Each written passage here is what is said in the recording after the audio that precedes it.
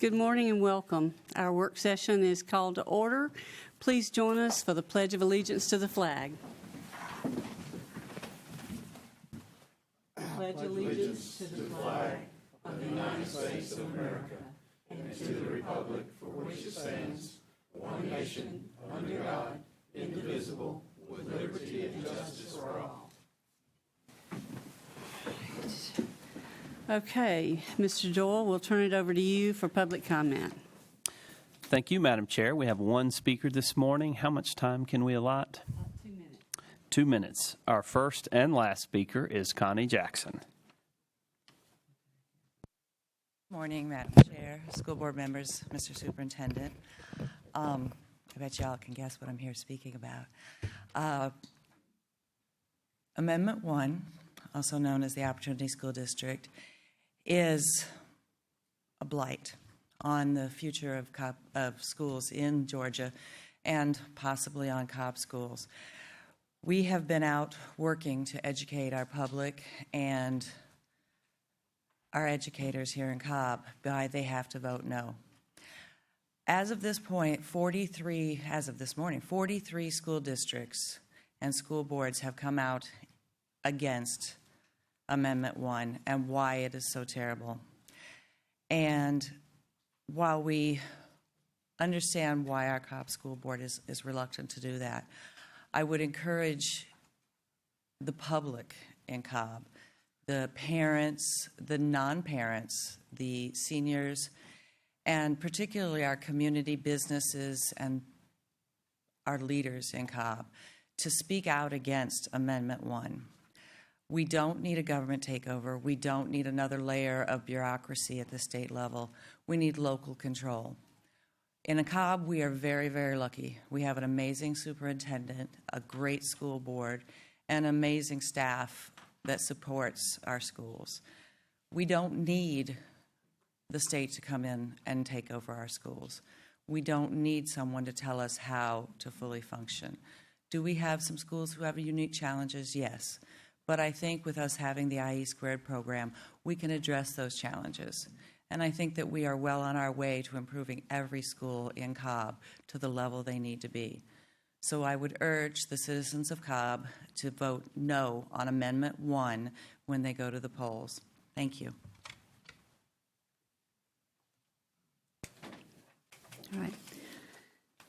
All right, thank you. Thank you, Ms. Jackson. All right, next we have approval of our minutes from the September 22nd board meeting, and if there is no objection, our minutes will stand approved as read. All right, that brings us to board business, and the first item is our board training. Board members, if you remember, we decided this year to keep our board training in-house, and every board member had the opportunity to submit topics that you would be interested in having training opportunities on. Some, I think Mr. Scammahorn submitted school law. I submitted SPLOST items. There were a number of things. So every item that anyone entered, we put that on a list, submitted that to Mr. Doyle. We're developing training, and you have in front of you a list of everything, so it's all been included. But we need to submit this by October the 17th. So if we could have a motion to submit this, Mr. Sweeney, a second. Mr. Scammahorn, all those in favor, please raise your hand.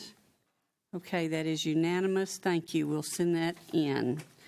And then our next item was Mr. Morgan, so we will skip that and see if he joins us later. So that brings us then to the superintendent's report. Mr. Ragsdale. Yes, ma'am. Madam Chair, members of the board, I'm going to ask Mr. Brad Johnson to come forward. I think you have a handout here and to bring us the annual pro forma financial statement. Good morning, board. Good morning.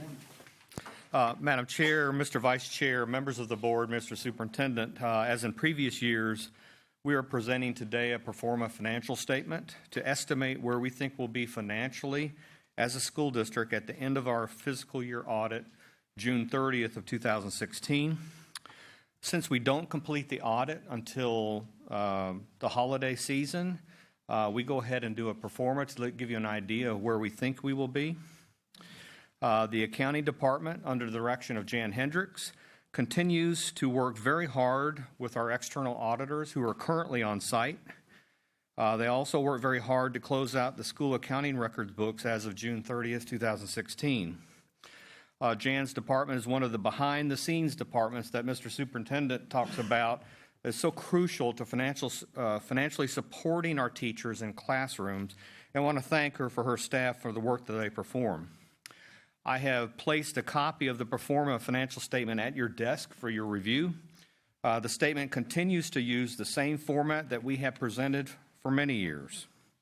If you take a look at the report, you'll see on the left-hand side of the report in column A, you can see that actual revenue and expenditure numbers for 2016 with an ending unassigned fund balance in excess of $76 million. In column B, you can see revenue and expenditure estimates for the current 2017 fiscal year with an ending unassigned fund balance estimated to be approximately $84 million. When the annual independent audit is completed by our external auditors, we will present final numbers at the first of the year. On the right side of the report, we have continued to present a variety of financial information that is relevant to our financial status, which includes millage data, FY 2017 budget considerations regarding state austerity cuts, 5 mil local fair share, and property digest growth, and some general comments related to development of next year's budget. Madam Chair, these are my comments today for our financial status, June 30th, 2016, estimated pro forma financial statement. Thank you, Mr. Johnson. Appreciate it. Always your department does an excellent job. Any questions? I'm not sure whose hand went up first. Mr. Sweeney? Okay.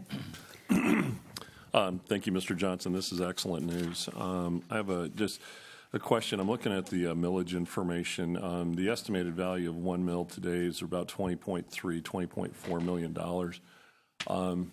How is that improved? Or do you may not know that off the top of your head, but I seem to recall just a few years ago it was like about $18 million. Or was it even lower than that?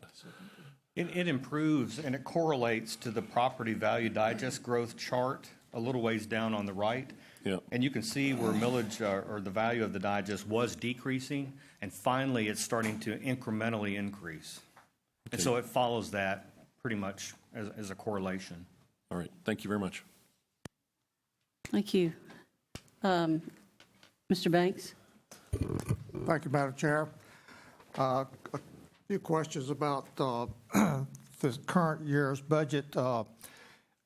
We budgeted a 6% increase in the assessed values ad valorem tax digest, which came out to, I think, was about $13 million increase for this current fiscal year.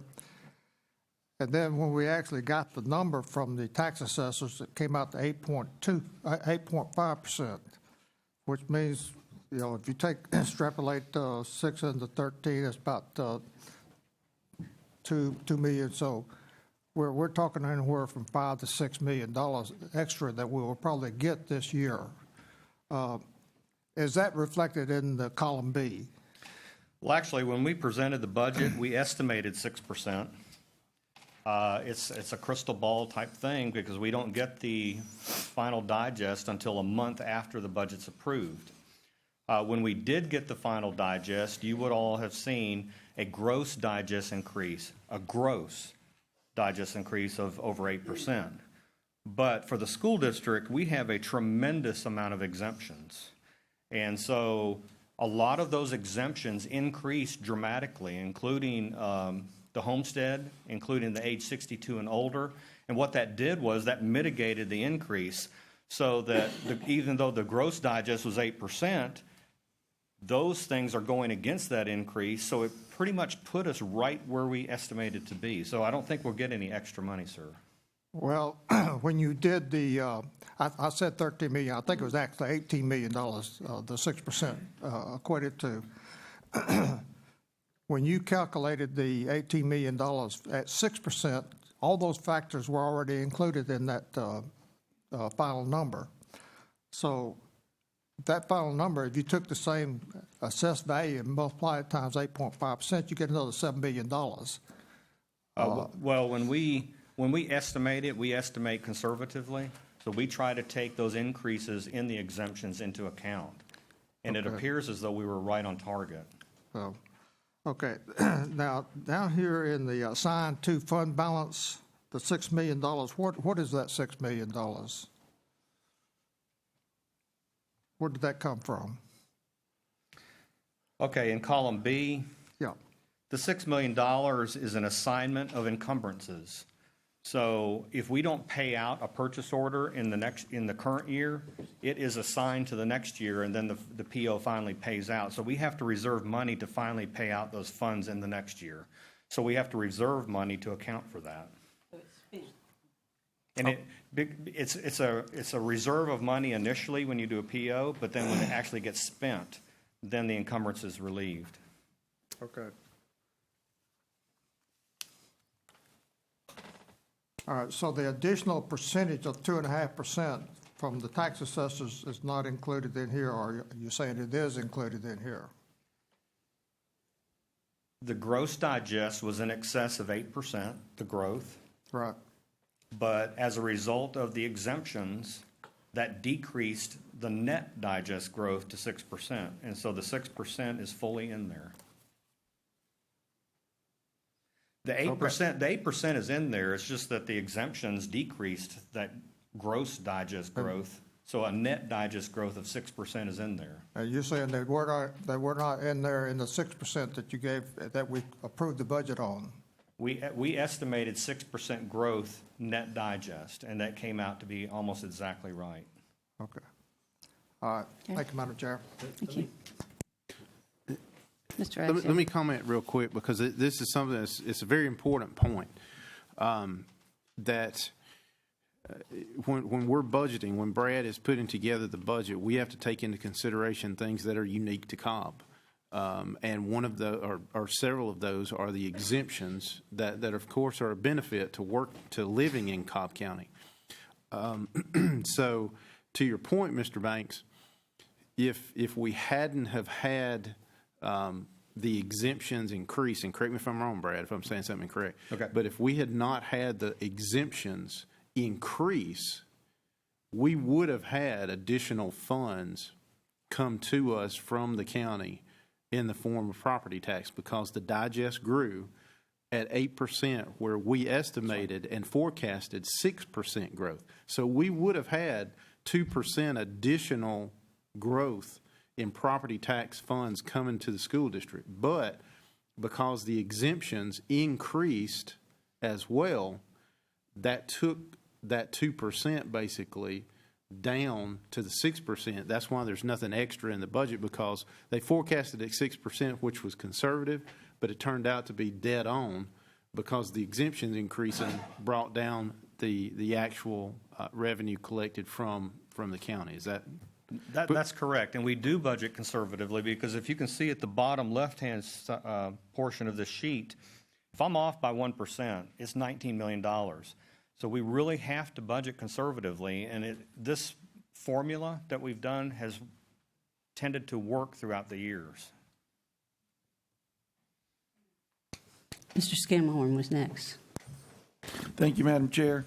I just wanted to ask you a couple questions from a layman's standpoint, and I appreciate Mr. Sweeney bringing up the increase in the 0.1 mil to 20 million. 4 years ago, it was at best around 17.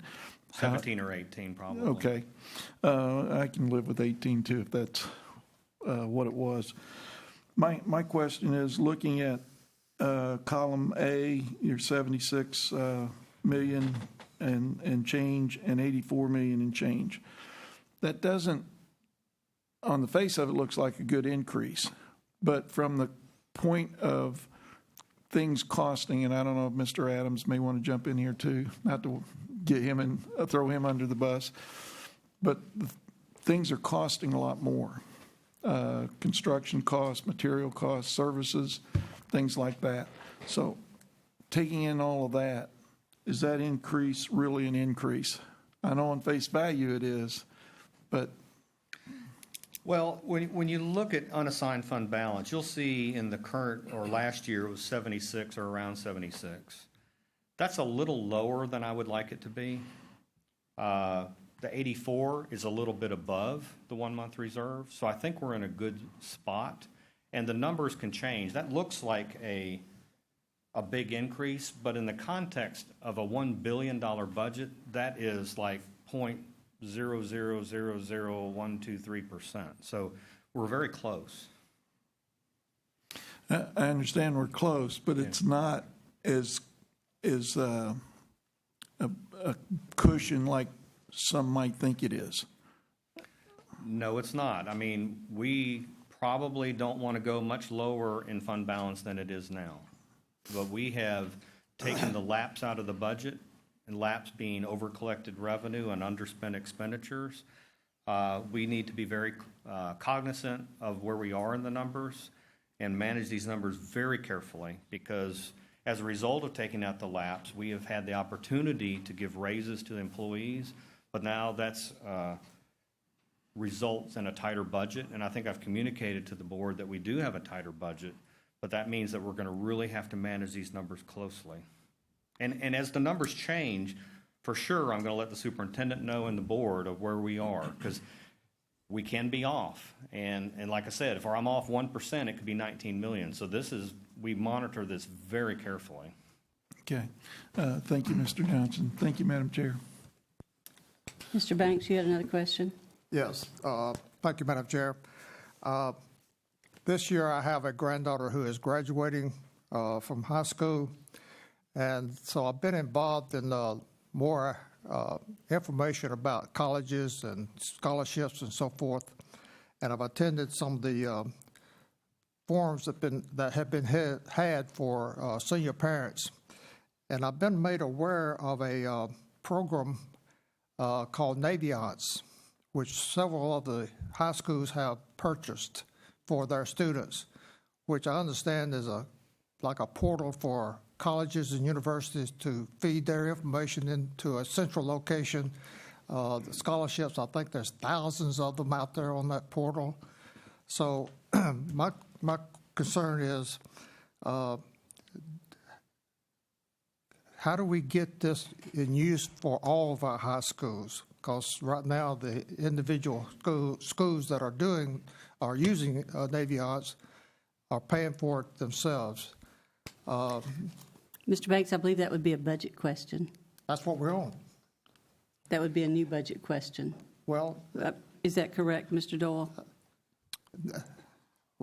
my question is, how do we get a line item into this budget for next year so that all schools I don't can think benefit? this point would be in order. I mean, there's so many vendors we could talk about, but if this is a conversation the board would like to have at some point, that could be a board business agenda item or something like that. Well, that's my question. How do we what's the process of getting this potentially into the FY18 budget? During the budget work sessions. Budget work sessions. Okay. All right, Mr. Sweeney, I believe you had a question. Thank you, Madam Chair. Mr. Johnson, want to just talk about a couple things here. Number one, the state of Georgia local 5 mil share, it's listed at roughly $137 million. Now, it's my understanding that every school district throughout the state of Georgia contributes those 5 mils. Is that correct? That is correct. Okay. The question is how much of that $137 million is coming back to Cobb? And do we have any way of understanding that, or do we know what those numbers are? Well, in terms of the local 5 mil share, it increased from last year from about 133 to 137. So it's increasing, which is not a good thing. Right. That takes away state revenue for us. In terms of defining local 5 mil share, every school district in Georgia, to participate in the QBE state funding program, they have to contribute 5 mils of local property digest to go towards funding, and every school district does it. Yeah. And once we do that, the only way school districts get money back from that is if they get an equalization grant, and our equalization grant is zero. And that's where I was going to go with this, is that I know that our equalization is zero. And so is the 5 mil share used to fund the equalization? I could say indirectly, because when the state is preparing their budget, they're using that money for other things, basically. But it's a formula. Yeah, and just by way of example, and I know we've talked about this before, but for the general public as well, Cobb County does receive $0 in equalization funding. But our neighboring counties, for example, like Gwinnett, just a few short years ago, I know their equalization funding was at $88 million. And I believe today that it may even be north of $100 million in equalization funding. And that's funding that Cobb County is not getting. So we're a little on uneven footing when it comes to, I'd say, the state revenues that are coming to us. The other thing I wanted to bring out here is you had highlighted in your second note in Section D here the potential funding impact for the new state of Georgia K-12 education funding formulas. The one thing, and I think this is important for all board members and the general public to know as well, is that when the first draft of the Education Reform Commission funding came out, I looked at the quick numbers, and it appeared that Cobb County was going to get some additional revenue. However, it was disproportionately low compared to other systems throughout the state of Georgia. And I think that our increase was probably in the 1% to 2% range, whereas other counties were realizing gains that were in excess of 5%, 7%, and even 9%. The one thing that you've heard us talk about before is that there's a far larger number of representatives and senators in the outlying districts and the outlying areas of the state of Georgia, and they have no interest in voting themselves less revenue. They have zero interest in voting themselves less revenue. So with the Education Reform Commission, although we may receive slightly more revenue, my expectation is that we're going to receive a disproportionately smaller portion of that as we go forward. So we're getting hammered on a couple of different fronts. We're getting hammered on the front of the equalization funding. We're getting hammered on the huge contribution of local 5 mil share. And then with the Education Reform Commission, my concern is that we're not going to realize the full benefit of any increase in state funding that may be yielded to school districts throughout the state of Georgia. Thank you. Thank you, Mr. Sweeney. Any other questions? Thank you so much, Mr. Johnson, and to your department. Thank you. Excellent report. We appreciate it. Yeah. Okay. Mr. Morgan, thank you. We'll swing back to you now for your report or your update. Yes. Well, actually, it was more of I wanted to get an update, see where we are in terms of the process from the superintendent and the staff's perspective about the pre-K programs. Okay. Mary Elizabeth is prepared to bring an update. It's not an elaborate update, but it is an update of where we are and where we're moving. Sure. Good morning, Mr. Morgan. Thank you for the question regarding our plans to establish a pre-K program here in Cobb County. As we shared in the spring, we currently do offer a special needs pre-K program throughout our district and have hundreds of children who participate that on a regular basis starting at their eligibility age of 3. But what we do not currently offer is a general education pre-K experience for the children of Cobb County. And so in the spring, we were announcing that we would establish a proof of concept for a pre-K program starting in the fall of 2017. And since then have done the legwork to, first of all, research what is happening around the state, what are other districts doing in order to provide access to pre-K experiences through the school system. We have examined several funding sources, since that will be a significant implication if we cannot identify additional funding in order to support this implementation. And the third thing that we have done is we have researched what is already happening in Cobb County. There are some state-funded pre-K experiences for students at community-based programs. And in those community-based programs, we've identified how many students are participating, what are the wait lists, how many students are waiting to get into those programs, in order to really identify where there's already a great need that's being unmet by community programs. Simultaneously, we see this as an opportunity to unify our community programs and not just focus on what we can add to the school system in one of our elementary schools, but also how are we better integrating with our community programs so that their kindergarten readiness instruction is aligned with our kindergarten needs.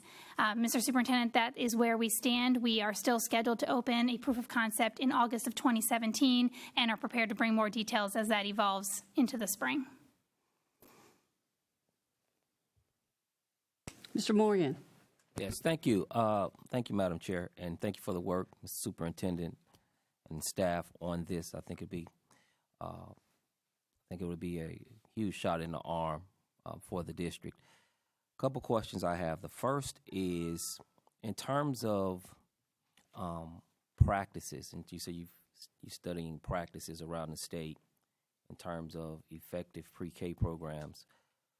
What have you found to be the most effective practices? Because you have some pre-K programs in school districts, and it doesn't seem to be yielding a lot, or in terms of academic outcomes, in terms of literacy. So, what have you found to be the most effective practices that are non-negotiables as we move forward in fall of 2017? What we've really been able to confirm is that the greater emphasis the pre-K program has on the academic readiness, not simply the social readiness of a child to enter kindergarten, we are seeing better results starting in kindergarten.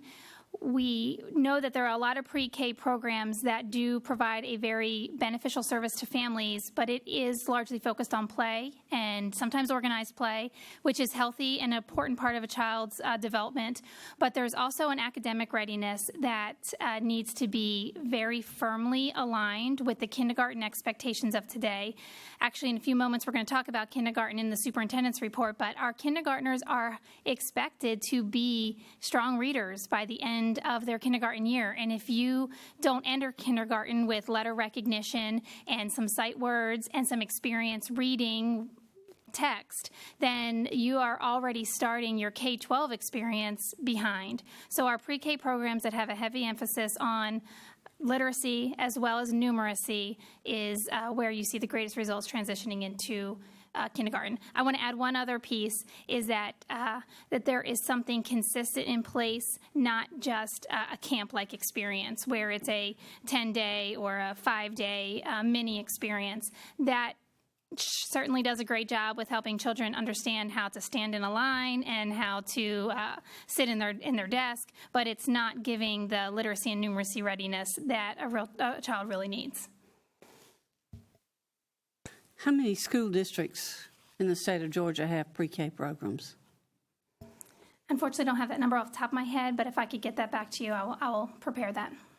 Are there several? Or there are several. There is state funding available for the implementation of pre-K programs. There are many districts who take advantage of that. However, you actually need to really be conscious of what is your facility space availability in your local schools, and that is why Cobb County had to move away from this opportunity almost a decade ago, because we simply didn't have the space for our K-12 students, let alone adding a pre-K program.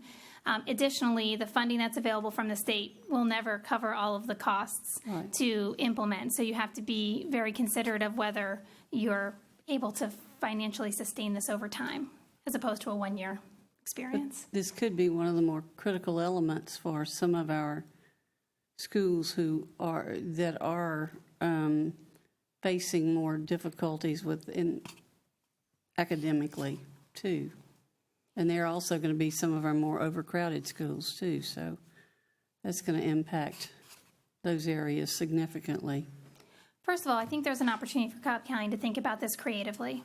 And we've really only ever seen models across the state in which a classroom in an elementary school is identified as the pre-K classroom. Well, let's not limit ourselves to that being our only model, which is why we're spending so much time investing in the community-based programs and understanding how do we actually expand our partnership with our faith-based community as well as our community pre-K providers so that we're not bound by the logistics we may see at the surface here in Cobb County. Certainly, the more experienced students have the academics prior to end kindergarten, they're going to be in a better position to be successful. We, as a district, are committed to pursuing ways to make that happen. So state funding may not require that it be on school property.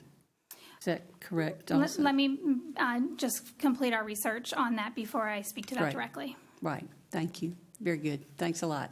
Okay. Mr. Morgan. Yes, thank you, Madam Chair. One other question that I have is around teachers. I have seen pre-K programs that you have that have been, as you said, Dr. Davis, largely focused on play as opposed to academic readiness. And I have seen teachers who were just woefully unprepared to deal with the magnitude of getting babies in there in terms of dealing with those babies both academically and socially.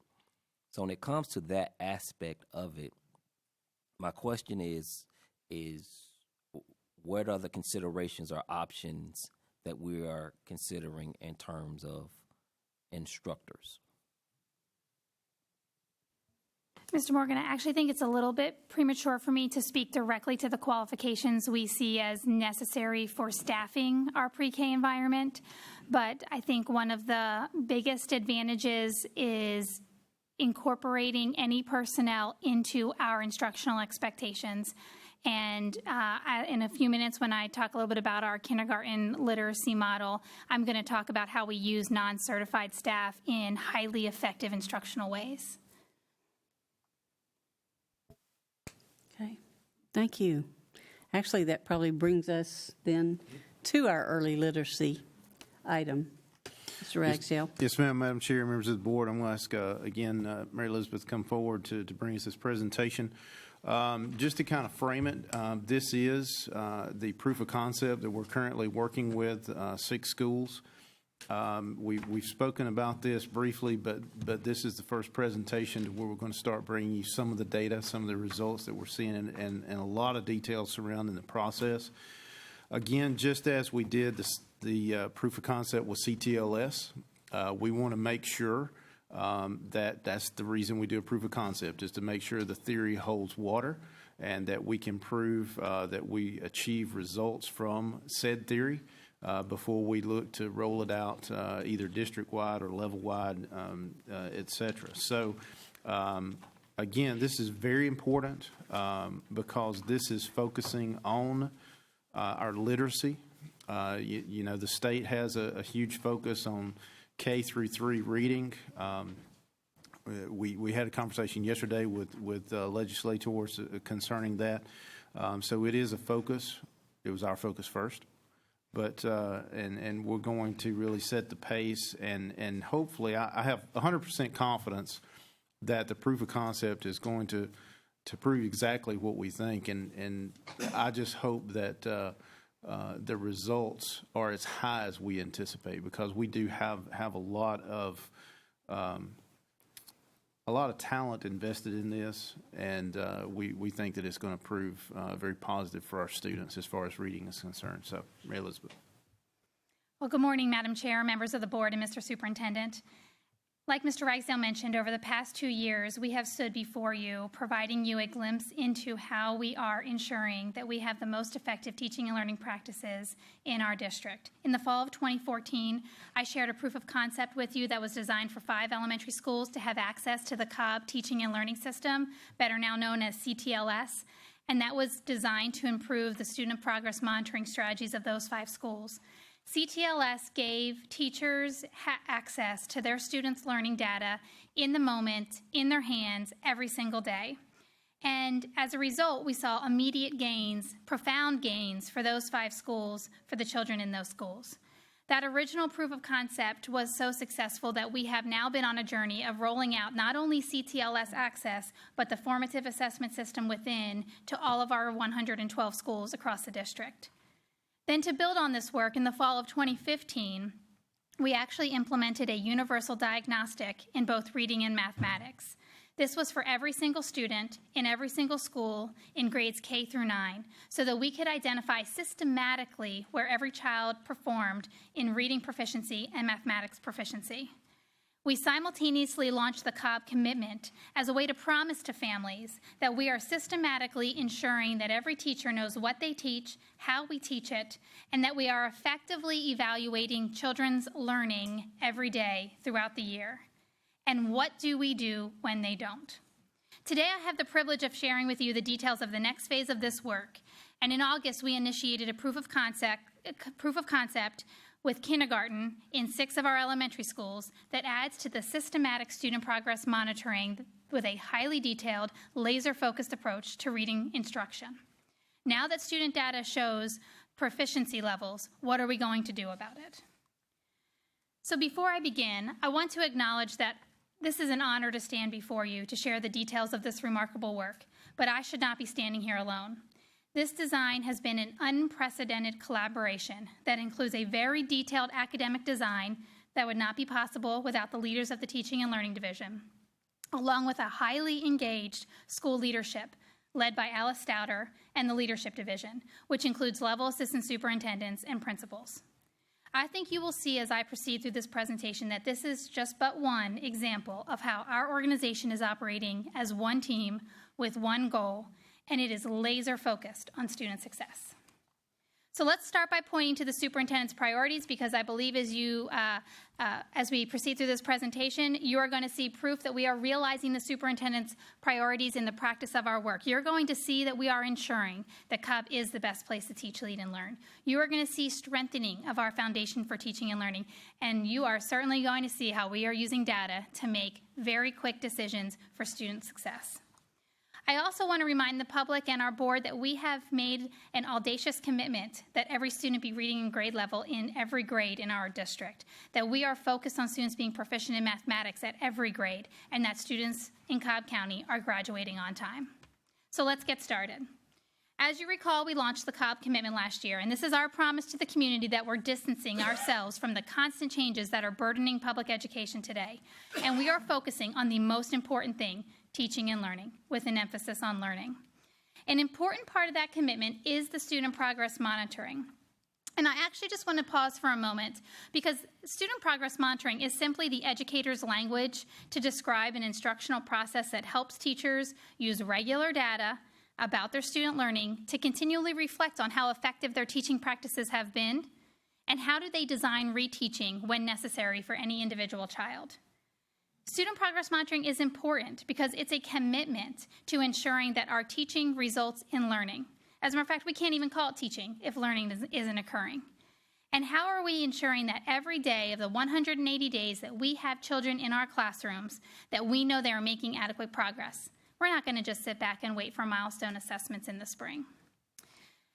So last year, I shared with you that the reading inventory in all grades in all schools across the district was implemented. This gave us a snapshot of where our children are in their reading proficiency. Let me draw your attention to the type of growth we experienced last year. Let me start with our below basic performance. These are students in our district that started their school year performing in reading below their grade level. We decreased that percentage of students by 35%. While simultaneously, let me draw your attention to the percent of students that moved into the advanced reading proficiency category. You see, when you just look at data systematically, you're going to begin to develop a laser focus on how to move that data for the benefit of our children. So this is substantial growth. But if our student performance commitment is to look at every child being proficient readers on grade level, at every grade level, we still need to consider what it is we're doing for the 15% of students that stayed below basic. So, thus the development of an early literacy proof of concept. We know that just looking at data together as a district has increased our student performance because it's unified our focus. But now it compels us to address what is it we're doing every single day to impact the rate of growth of our student performance. So our proof of concept is actually executed this year at 6 of our elementary schools, and they're listed on the screen for you, as well as their principals who have been essential contributors to the leadership of this.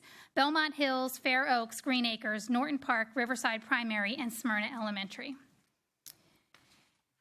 The objective of our proof of concepts is that students will develop reading proficiency at a faster rate when provided targeted reading instruction. Now let me talk about how we're going to hold ourselves accountable to this objective.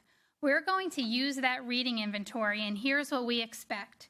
That students in kindergarten will show greater gains from August to May on the reading inventory than kindergarten students in those schools last year. The second thing we will hold ourselves accountable to is that students in kindergarten at these 6 schools will show greater gains on the reading inventory than those kindergarten in like schools this year. And the third is that we will have fewer kindergarten students at these 6 schools eligible for EIP, or our early intervention program, and that we will decrease the number of students who begin their schooling experience falling behind. Let's talk about the key components of the literacy concept. First of all, it had to start with a common vision and a gut-wrenching commitment that you believe every single child is capable of learning and capable of reading on grade level, no matter how they come to kindergarten. The second thing is a common and prescriptive instructional process. So we have about 55 kindergarten teachers who are implementing this right now in partnership with their kindergarten paraprofessional. Think about this. All 55 are in lockstep teaching the exact same lesson plans on a 10-day cycle with a common scope and sequence. They are then using the exact same assessment on day 11 for those 10 days worth of instruction. And then they are collaborating with one another to say, where did I have a student who did not master a skill from those past 10 days, and I'm designing my prescriptive reteaching immediately. This isn't as big of a task when you do it every 10 days. Now, when you wait 6 weeks, when you wait 9 weeks, when you wait 18 weeks, when you wait a whole year, then it feels like we can never fill all of the gaps a child may have missed. But when you're doing it every 10 days, you're able to really digest and accomplish great gains as the time proceeds. There's been focused professional learning for the kindergarten teachers and the paraprofessionals. Paraprofessionals are sitting in the exact same training as the kindergarten teachers. Now, I'm going to elaborate a little bit more on the paraprofessional role in just a moment, but I do want to let you know that that is not typical. That across the district, across the state, across the country, kindergarten teachers often have a paraprofessional or a teacher aide. A lot of times, they really help manage the classroom. We're saying paraprofessionals are necessary to teach the classroom. There's a very important collaboration among the schools. First of all, the principals of these 6 schools are meeting together every 13 days with their assistant superintendent, as well as the support staff from the Teaching and Learning Division. The best ideas have come from these principals working together, and they have had a common commitment to ensuring that every child is focused on and every child's gaps are filled together. So if you think about this, we have so many people who are just dedicated to talking to each other to ensure that they have heard of the most effective way to meet a child's needs right where they are. We're not relying on just one kindergarten teacher figuring it out by themselves in their own classroom on their own time. This has required a dedication of people and time.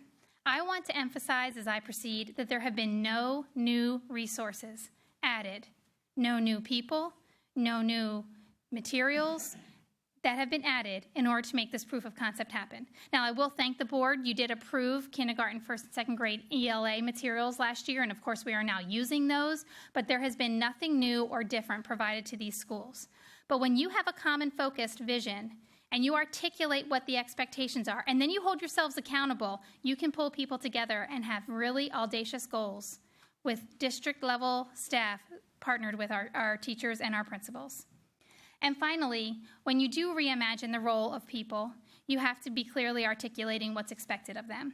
The Office of Instruction has designed the scope and sequence and the lesson plans. The Office of Assessment and Personalized Learning has designed the mini assessments and has been helping to monitor the data. The level assistant superintendent is coaching the principals and facilitating the data conversations. The professional learning specialists are then going to do classroom walkthroughs, providing one-on-one coaching to teachers and developing the professional learning. Now, I actually want to take a minute and I want to talk more clearly about the instructional process. This is a 10-day scripted learning cycle. On the 11th day, there's a common assessment. On the 12th day, the grade level kindergarten teachers come together and look at data. On the 13th day, the principal takes that data and works with the assistant superintendent. And then the most important thing happens. What do you do if learning did not occur? And at that point, there is a designed prescription for reteaching if the data shows that a student needs it. But what if the data actually shows that the teacher needs an intervention? We are actually now pausing to say there is an opportunity to provide even more resources to a teacher who might need to refine a practice in one particular skill of teaching. And so coaches are coming together, and there's direct professional learning, and there's classroom visits, and that is all happening to support the teacher so that he or she can be successful in that classroom. And I do want to mention that this is a very important point. This is about people and processes. This is not about a purchase program. This is not about a program we saw implemented somewhere else and we went and copied it. This is about people coming together and developing the right processes for our children here in Cobb County. And I listed the different types of people that are involved. And I want to actually emphasize that each one of our proof of concept schools is a Title I school. And so that means they have a local academic coach. Well, the local academic coaches have been instrumental in leading the professional learning as well as coaching teachers while they're in the classroom. And then I want to emphasize the kindergarten paraprofessional. The kindergarten paraprofessional is not in there to help students sit in their chairs or to sit on the mat more quietly. They are in there to take a small group of students and actually deliver instructions focused on exactly what those children need. And in a minute, we're going to have an opportunity to hear from a kindergarten paraprofessional. And I think you will see that they have risen to the occasion, and they are accomplishing tremendous instructional responsibilities. Again, when adults get it right, kids succeed. And when adults rally around a common vision committed to kids, then these ambitious goals can actually be realized. So, of course, no proof of concept is healthy if you haven't done your research in advance, and I do want to make sure I take a moment to point to the meetings we've had with national literacy leaders. We did do some site visits, and we've been a part of a literacy consortium. I can tell you in just the short 12 weeks that we've been together in this school year, we now have people wanting to do site visits to Cobb, because this is a remarkable amount of work that's been accomplished in a very short period of time, all focused on one thing, and that's students succeeding. Now, you're probably curious of what would happen next, and of course, we have a lot of evaluation to do of our own practices in the coming months, and we will evaluate the effectiveness of the proof of concept using that reading inventory as our own monitoring tool, as well as EIP data. We'll make adjustments and already are making adjustments to the model, of course, as we proceed. And then we will begin developing a grade 1 model, a middle school model, and a high school model. And finally, we will start to look at our replication capability to additional schools. Now, quite honestly, I have emphasized the role that people have played in making this happen, but it really is true. This is about people and processes. And in Cobb County, we are fortunate to have the most brilliant educational leaders that happen to have chosen to work here. I want to recognize Belinda Walters-Brazil and Jennifer Lawson. This would not have happened without their leadership. Each of the principals at these schools have taken on a very heavy lift. Their leadership teams, their academic coaches, and the kindergarten teachers and paraprofessionals that are in the classroom every day with those babies. I want to recognize Melissa Morse, Liz Cobia, Courtney Jones, and Leila Barber from the instruction team, Gretchen Walton, Diane Rice, Diana Denton, and Casey Barry from the Assessment and Personalized Learning team, and Tiffany Honore and Sakina Dantzler from the Title I team. There are no new resources. Each one of those individuals have poured their energy and talents into preparing the most successful learning environment for our children at each of these 6 schools. So some of them are here. I'd actually like to ask them to stand for just a moment to recognize them. And of course, our principals and our teachers are doing the good work in schools right now. I actually am so excited about this, and yet I don't think I can do this justice. I actually, before I conclude, want to give the board and our public a glimpse into this good work. And I'm going to ask David if you could play a video. Thank you.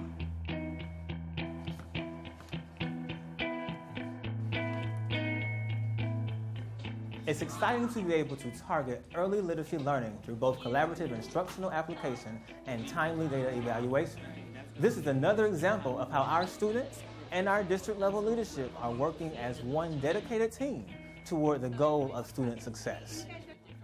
In the classroom, our students and teachers are highly engaged in learning to read. Our early learners are building a strong literacy foundation, while teachers, academic coaches, principals, and district leaders are working together to evaluate and monitor student progress. It is our responsibility to look at each individual child and meet them where they are. Our teachers and leaders meet regularly to celebrate successes and address needs. This allows us to immediately and more effectively coach our teams of teachers and paraprofessionals. Teachers and paraprofessionals can now instantly modify instruction using regular assessments that also give our students a clear picture of their own learning progress. This instructional partnership ensures that targeted strategies are being used consistently and applied effectively. The internal work conducted by our data teams and led by our coaches has real impact and serves to change our behavior in the classroom. Our external collaboration with assistant superintendents, directors, and supervisors ensures alignment with the Cobb teaching and learning standards. We have implemented ongoing training to support our teachers and paraprofessionals in this process. We are now better able to identify individual needs early in each student's learning experience and can more effectively plan and implement instruction to meet those specific needs. The data we are collecting will continually inform and evolve best practices in balanced literacy learning throughout the district. It has been really awesome just to sit back and watch the different departments within Cobb County Schools, the teaching and learning, leadership, and the actual works that's going on out in the schools, and watching us all kind of pull together. We are actually live on conference calls, looking at data, going through, determining best steps for kids, talking about accelerated interventions, like what are the things we're going to do next. It has really been a group effort. The district as well as local schools have truly partnered in a collaborative responsibility, and the collective expertise that we're drawing together to meet our students is in some ways unprecedented. Coming together as a district and looking at that formative data and deciding what do we need to do as a district to support the principal and the school, what do we need to do to support the student, and making sure that we then come back in a few days and see how does that start looking. I just think it's an incredibly exciting time. Parents need to know that the schools are working on individual skills with every student in this district and communicating expectations with parents and providing activities to enhance reading performance. One of the most unique aspects of this program is the collaboration between everybody. The kindergarten team, including the teachers and the paras, collaboration with the coaches. It's been great to see county people come in. Now we have something structured and it's organized, it's interactive. We have every piece that's necessary to cater to every learning style in this new adoption, and I love it. We can see exactly what we need to be covering with the students. We're assessing after 10 days. That gives me a clearer picture of how the students are doing, who I need to continue to work with. You see teachers just feel like they're at the end of their rope. And you walk into a classroom of students that, even as teachers, had scores that weren't that great the first time. However, we reassessed on the second cycle. And there was a particular one in Denver that she came and she said, they got it. What we saw in that moment was a teacher that felt confident about what she had done in that classroom. We saw students that were learning. And we saw students that we would have said would not have gotten it before because they had a label of some sort. But because we've installed and we've put in place this frequency, to sit and see my immediate supervisor, my superintendents and deputy superintendents and teaching and learning directors and assistants at a table in a Skype session, and I can go back and tell them that They felt like, okay, they get it. You get it. And we're willing to do whatever it takes at this point for learning and for students. And that's the piece for me that will get me up every morning and that will have me support this program through and through and push it to as many grades as I can, because this is the piece that makes the difference.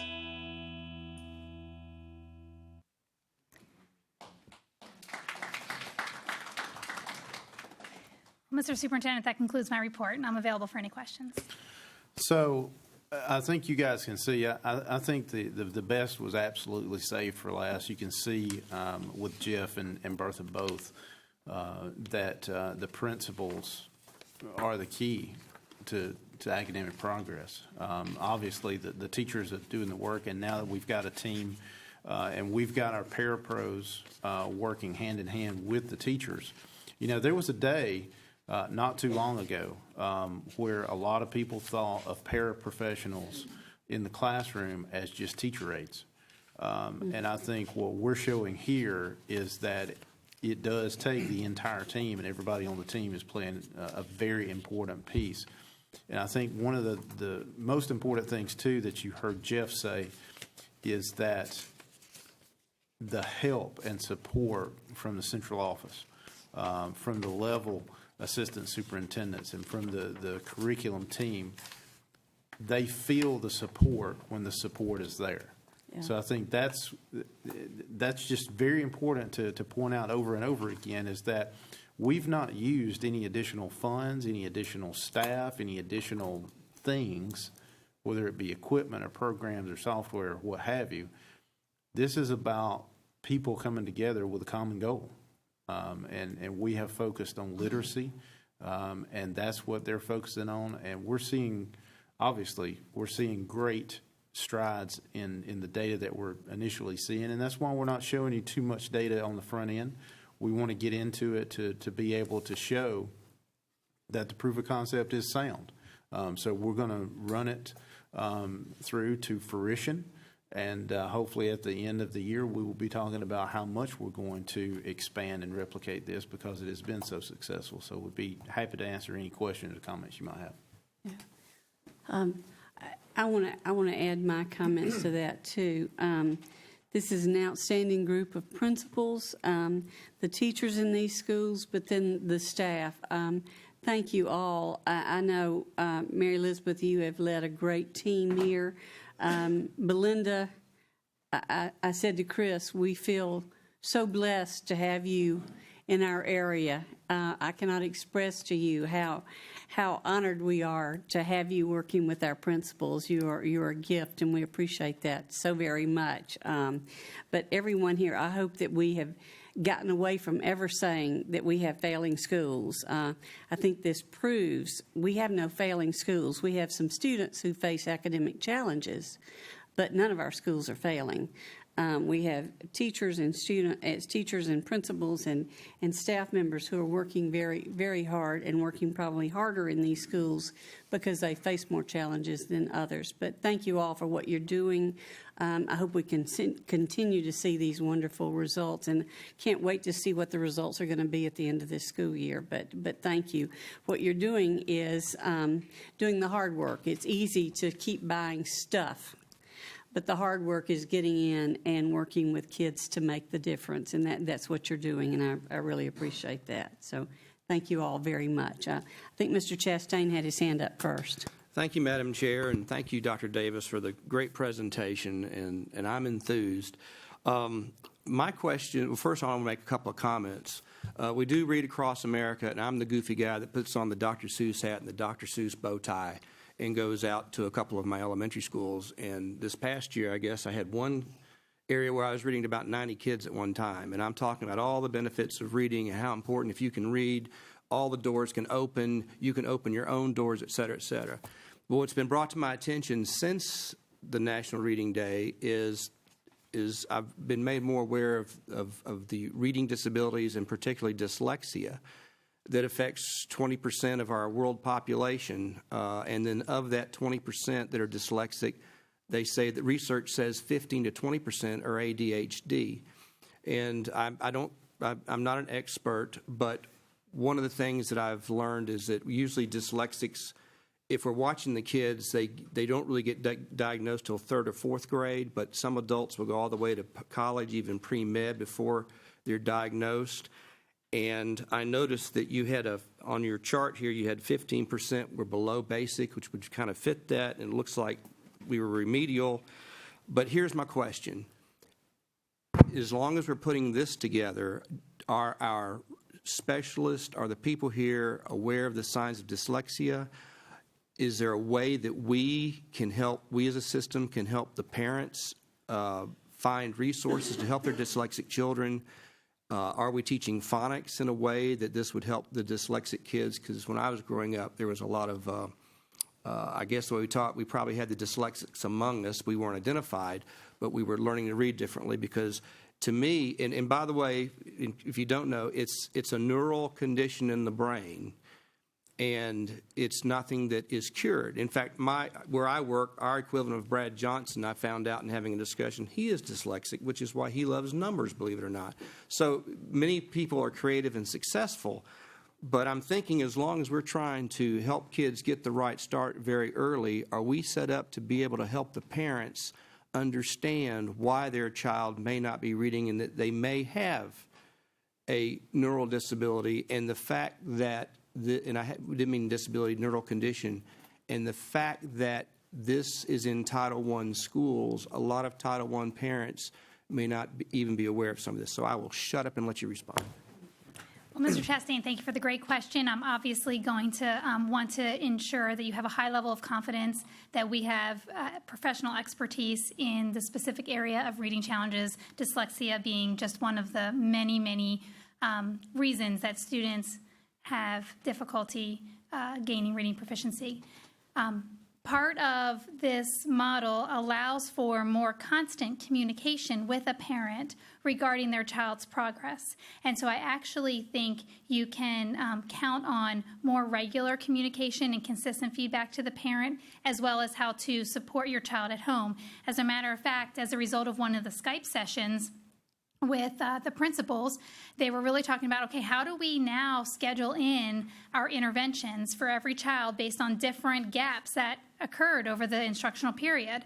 And that's when resources to go home for fall break for parents to use over fall break was developed. One school had that idea. Now all 6 of those schools used it. And so, yes, the objective is to start now partnering with the parent on a very customized way so that their child's specific gaps can be partnered with the parent and addressed at home as well.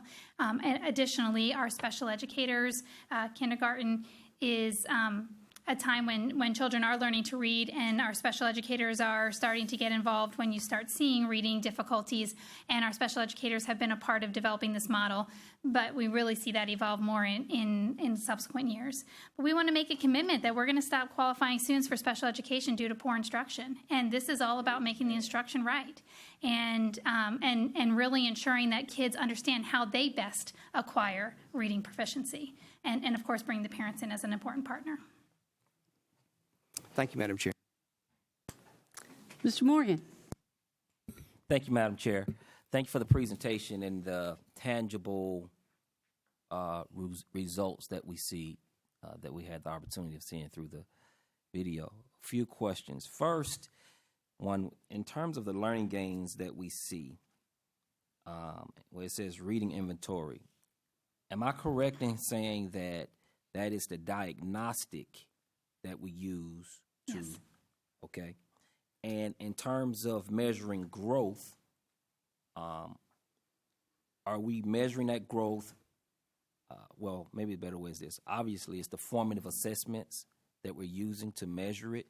And are the formative assessments also coming from the diagnostics, or are these teacher-created assessments in terms of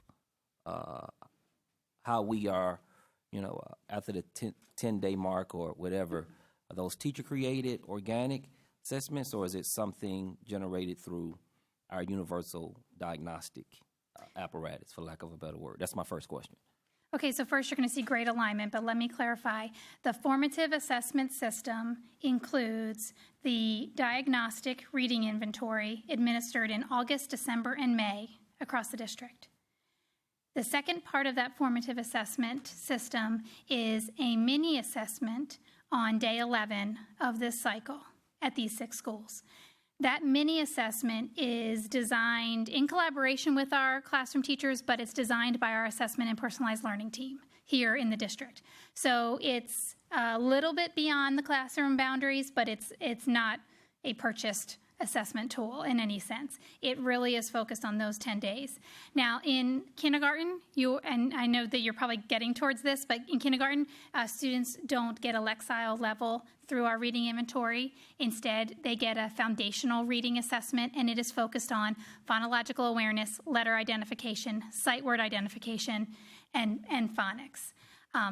So that's obviously what our literacy instruction is going to include. Might I follow up, Madam Chair?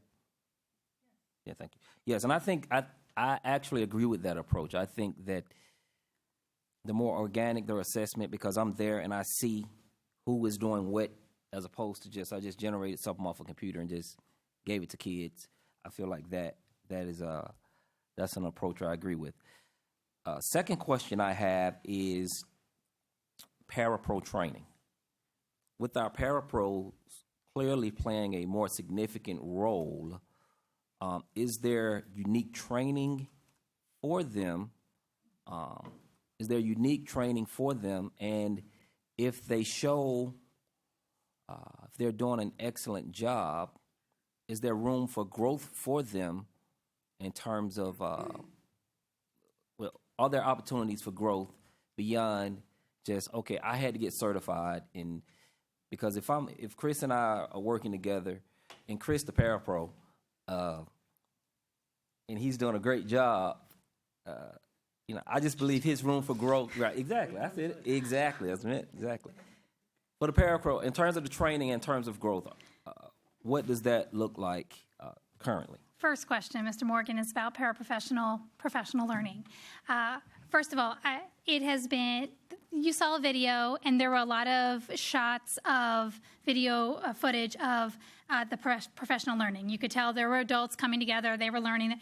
There were paraprofessionals in the room and kindergarten teachers in the room. Couldn't tell the difference. They are all in the same room learning to teach kindergarten reading the same way.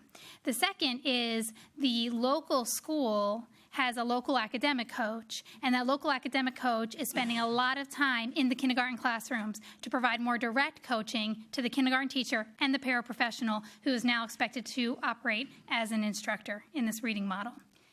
And that leads me to your second question, which is, so say this paraprofessional is rising to the occasion, which they all are rising to the occasion, but is now actually saying, I'd like to actually be the kindergarten teacher. Now, I'd point to our IE squared waivers. We do have a waiver from certification. We have the opportunity to find the right talent at the right time in the right place. And of course, that will be a journey we would walk down should that time come. Final question, Madam Chair. The schools that are currently targeted, well, I'll tie 2 of them in there, but it's the last 2. Can I see, and I know this is selfish, can I see Riverside's numbers? Because I know this is the numbers that we're looking at in terms of below basic, basic, proficient, and advanced are an amalgamation of the 5 or 6 schools that we have. Can I see Riverside's growth?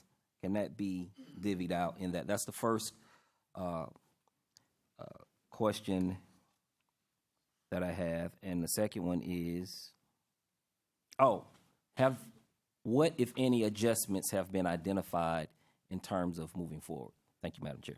Let me answer your first question without pointing directly to Riverside, but I do want to mention that last year, the growth of the kindergarten students at each one of these 6 schools on the reading inventory was 6.2 points.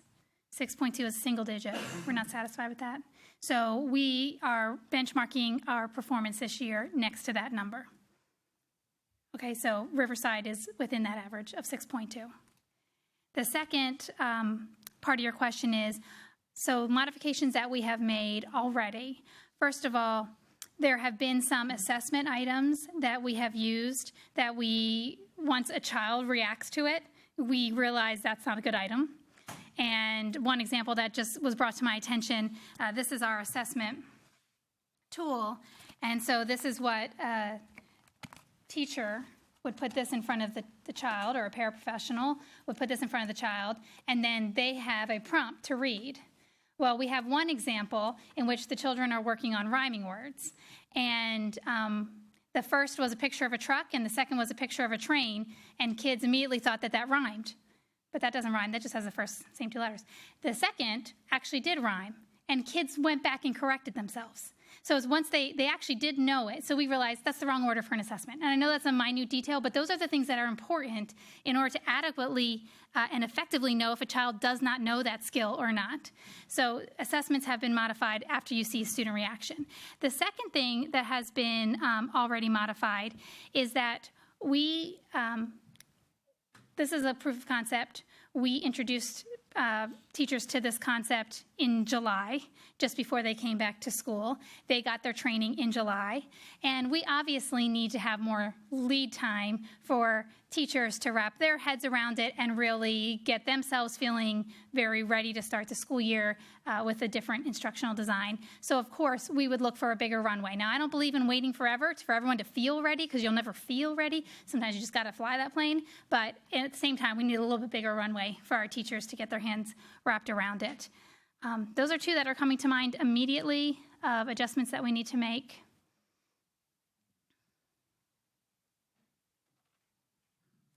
Mr. Scamhorn. Thank you, Madam Chair. I'll try to get my questions out. I've got a tickle cough this morning. The consortium, how did that come together, or was that existing before we joined it?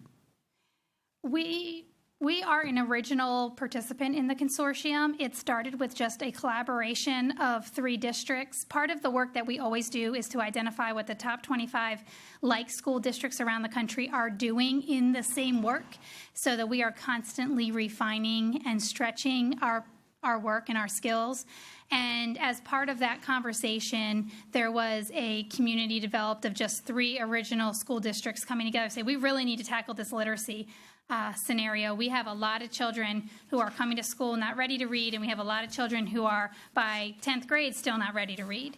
And then that has grown with additional districts being added.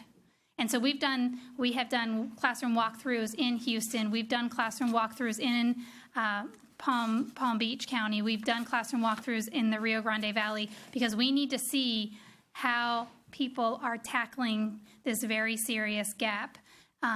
And we've learned a lot through that. When you say we walked through the different, did any teachers go with whoever went? Not in those situations, no. Okay. And I know you list the consortium. Is this the all-inclusive, or has more joined since That's the most recent. Okay.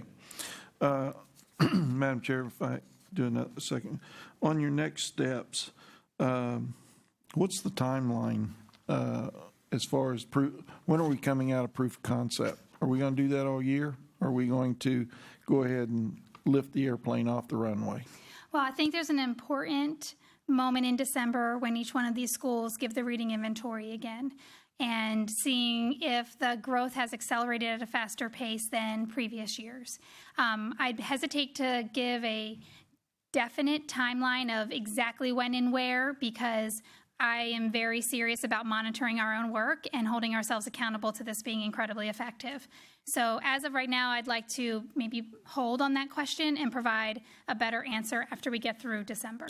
Well, and I concur with that as far as and I'm not asking for a definite, and you can hold on to the answer, but maybe you can answer it this way. Does your team, wherever that reaches out to, even down to the parapro, do you have a timeline in mind forecasted? Like, okay, you said something about December. If December happens like you want it to, then our timeline's accelerated. Or we really don't have a map of a timeline for the replication and the horizontal extension or the vertical extension of this into first grade, second grade. We are really being certain that this is producing results. If it's not producing results, we need to pivot. And I think we're staying agile enough to not only think about how to scale, but simultaneously think about how to pivot. I understand that, but you have to have some kind of concept as to how long you want your runway. I mean, we can't just keep laying concrete. That's true. Yeah, Using your analogy. the original proof of concept is academic year. That's the timeline. So at the end of the academic year, obviously because that's how schools are measured, that's how students are measured. So academic year is what we're looking at. Now, a couple of paths that Mary Elizabeth just identified. At the end of the academic year, if the proof of concept is proven sound and it's ready to be replicated, a couple of things. One, the students, even though that we've proven that they have moved tremendously, we may need to take that into first grade with this same group of students that we have worked with. That's an optional path. Second is, okay, now we're ready to roll this out to other kindergarten levels in other elementary schools where it's needed. How and what the runway looks like to prepare the teachers, and can we replicate every single piece of the video teleconferences that are so important, those kind of things. We got to, and that's where Mary Elizabeth is talking about, we got to make sure that we are holding ourselves accountable such that we don't get enamored with numbers. So when you look at the numbers, the amount of growth on this particular slide previously is awesome. And it would be very easy to get enamored with that and say, hey, let's put this everywhere. We've got to make sure that we dot the I's and cross the T's, and we have a full proof of concept methodology that we've put through the ringer. And we know that when we replicate this and roll this out to schools, we know what the success can be. So we're not focused on hurdles. We're focused on making sure that we do everything we need to place it and then move forward. One more question. Are you fostering feedback, lines of feedback on this program so that a teacher will not be intimidated or reluctant to come back and say, hey, this isn't working for me? And do we have that kind of interchange? And I think to answer your question, I actually want to point to the video. Again, the reason I love the use of video footage is because I could answer that all day standing here, but you heard it from the voices of our paraprofessionals, our teachers. You saw the emotion of our principals and our academic coaches. There is such an immediate trust and transparency that has been orchestrated in this model that I actually think we're generating such an emotional connection for the professionals involved that they are a part of the design and the future of this. They are sitting at the teachers, academic coaches are sitting at the same table as district leaders to grapple with how to design the different pieces, how to build the lesson plans. I'm very confident in the feedback loop and very comfortable that teachers have had a very strong voice in really what's happening in their classroom. Thank you. Thank you, Madam Chair. I had, Mr. Wheeler has a question, but just very quickly, not all of our schools would need this kind of intensity for our so this was never a concept that we would be looking at spreading across our whole district, right? Well, what I'd like to maybe offer is that every school does have students who are not reading on grade level, and every student deserves such customized teaching to ensure that any gaps that they might have are filled. And so there's a degree to which this model is right for any child who is not performing proficiently. So that might be, so we might be looking at that across the district at some point. Yes. All right, very good. Okay, thank you. Mr. Wheeler. Thank you, Madam Chair. I got a different question. Just curious about the parapros now have additional responsibilities. They're not doing the same thing that they used to do, is what you're saying? I can't speak to what every paraprofessional is asked to do by their principal, by their teacher. There's a wide variety of roles that they play to support the teacher. In these particular instances, we have systematized how the paraprofessionals in these six schools' kindergarten classrooms, and it is really much more involved in the instruction and not only in the climate and supporting the teacher and helping the teacher get ready for the day. I was just curious if their job evaluations have changed now that they're doing a job more similar to the teachers. Are they held to the same standards? I mean, they're pretty active in this, it sounds like. So they're not being held accountable to the extent that a teacher's held accountable through the teacher evaluation instrument, et cetera. But what they are being equipped to do is to be more engaged and involved in the instruction. They're still not the lead teacher. They're still not designing all the lesson plans. But they are taking a small group and working on rhyming words. And because those are the 6 kids that didn't get rhyming in the last 10-day cycle.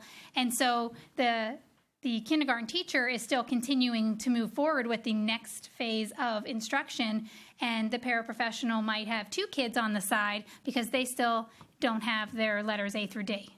So I don't know that I would suggest their job has moved away from what they were originally hired to do. It's just been more clearly identified as to what skills they can work on alongside the teacher. But parapros at different schools would have different responsibilities depending on their assignment. Which would have been the case yesterday, today, and tomorrow. Okay. Thank you. Thank you.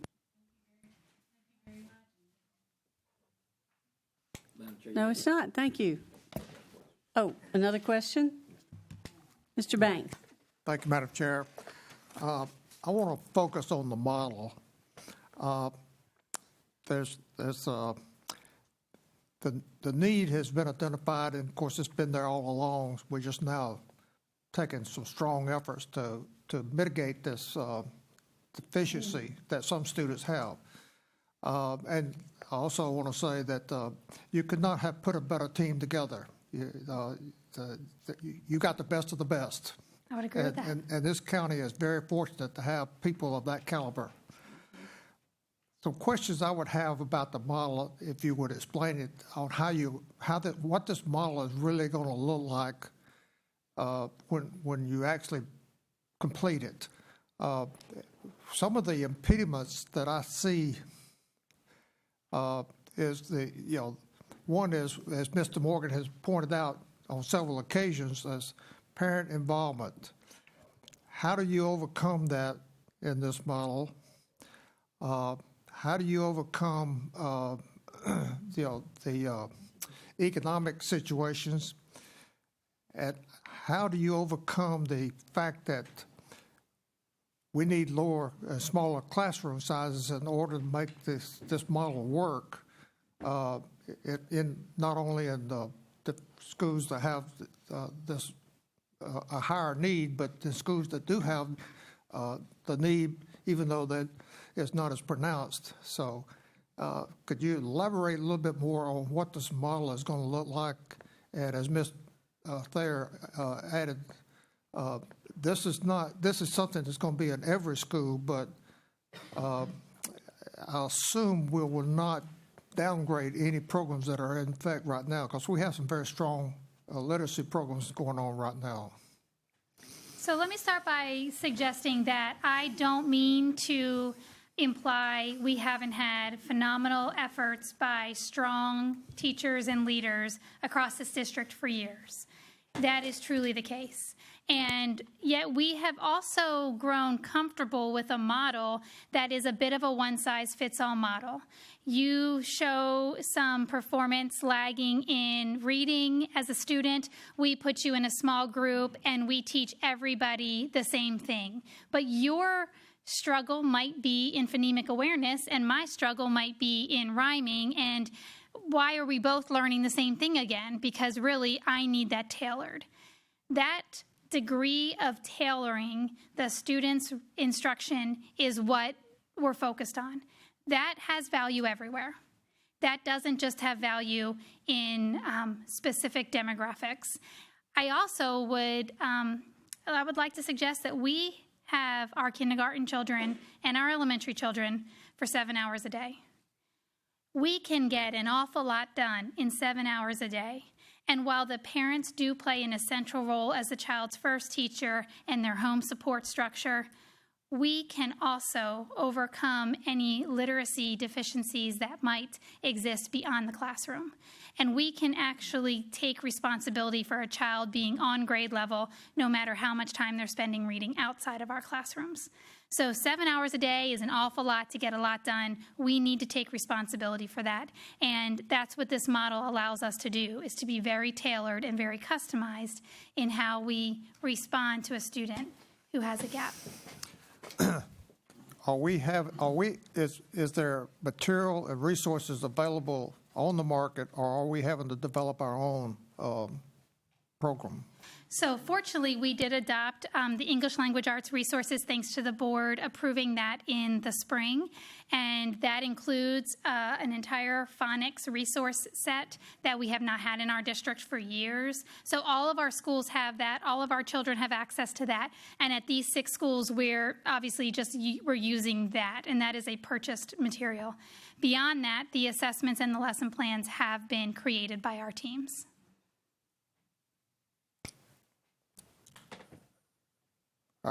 I'm interested in what role technology will play in this model, because I know in some schools there are, PTAs and foundations, they raise a lot of money to buy iPads, but that's not true in all schools. So how is technology actually fitting into this model in order to make it successful? So I'm going to answer that question in 2 ways. We have the technology that the teacher touches, and that is where our CTLS environment is allowing quick access to data, and we're able to make sure we are really making it easy for a teacher to navigate their resources. Then there's the technology that the students touch, and really we still believe in this district that there's value in print materials, there's value in a child turning pages left to right, there's value in feeling a book in your hands. And so while there is the implementation of maybe a device of some type in order to do some accelerated intervention or for a child to have some independent learning time, there's still a lot of use of print materials, and both have been equally distributed to our schools throughout the district. Do I understand this is just pre-K, or is this pre-K through grade 3? This is actually just kindergarten. Kindergarten, okay. So I think you or someone said may go to the first grade, second grade, so on. Yes. So it's a building model, not a static one grade level. Correct, yes. We will. That will be our next consideration. And math is always a problem for most kids. Is this concept going to be propagated over into the math path? We have begun our conversation about math in particular, and let me come back to you on exactly how this will scale beyond the reading content area. But agreed that math, numeracy and math proficiency is vital starting in kindergarten. All right. Thank you, Dr. Davis, and your entire staff for your patience with all of our questions. We appreciate everything and all of your hard work. Thank you, everyone, and we'll take a 15-minute break now. Thank you.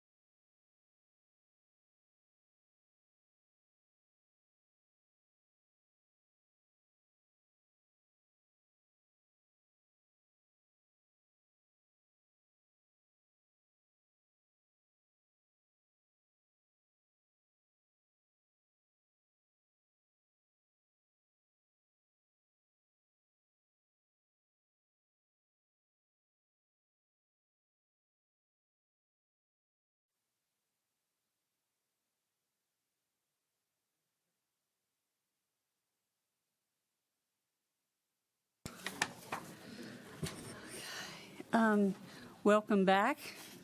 Thank you.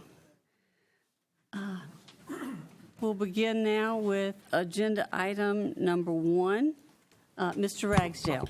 Yes, ma'am. Madam Chair, members of the board, agenda item number 1 is the monthly recurring recommendation for authorization of school properties disposal per District Administrative Rule DO-R.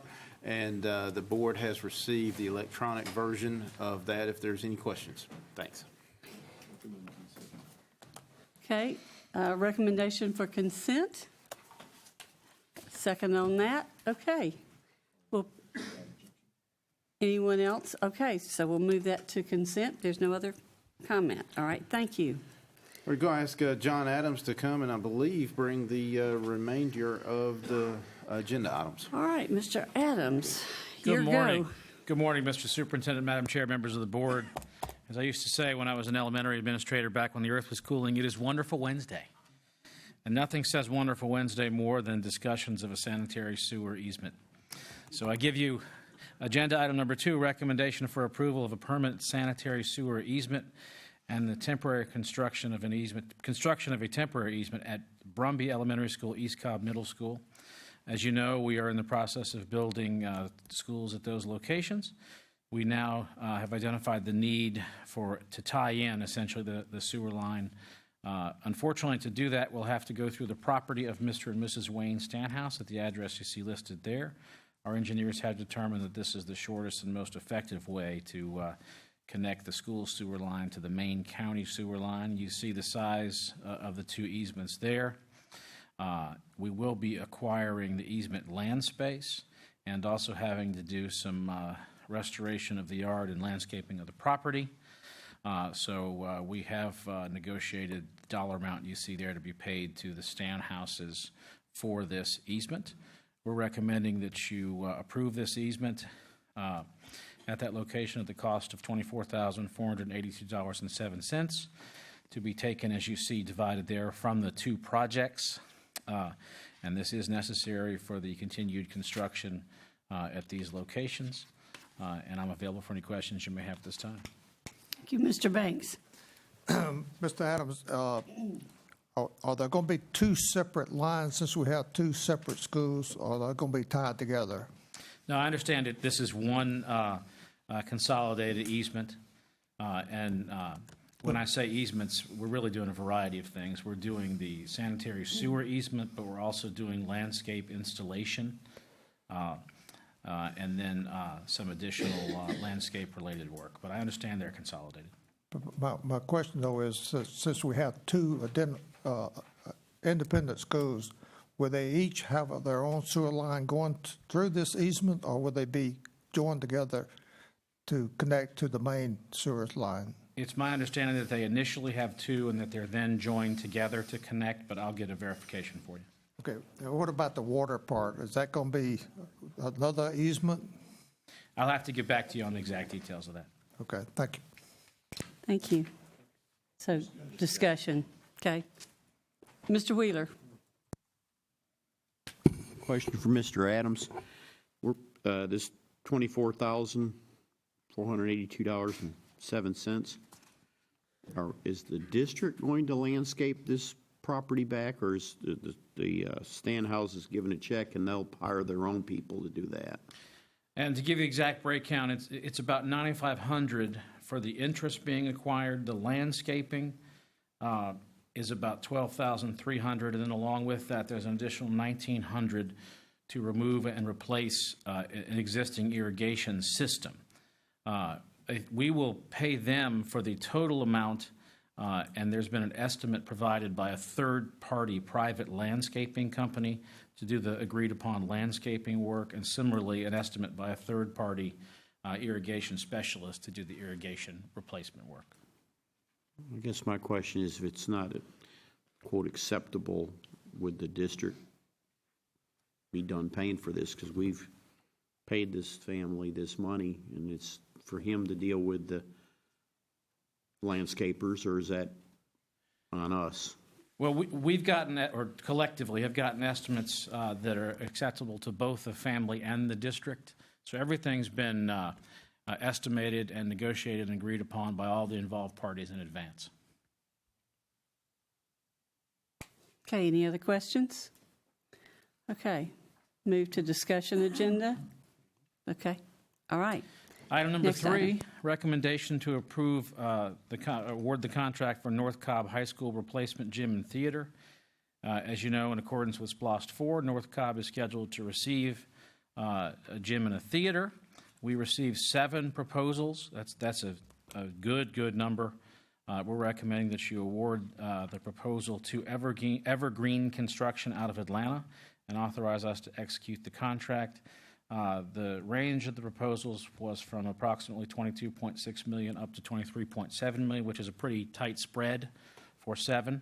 But this was a good response with a fairly tight spread on the proposals. We're recommending you award it to Evergreen in the amount of $22,621,000 to be paid for out of SPLOST 4.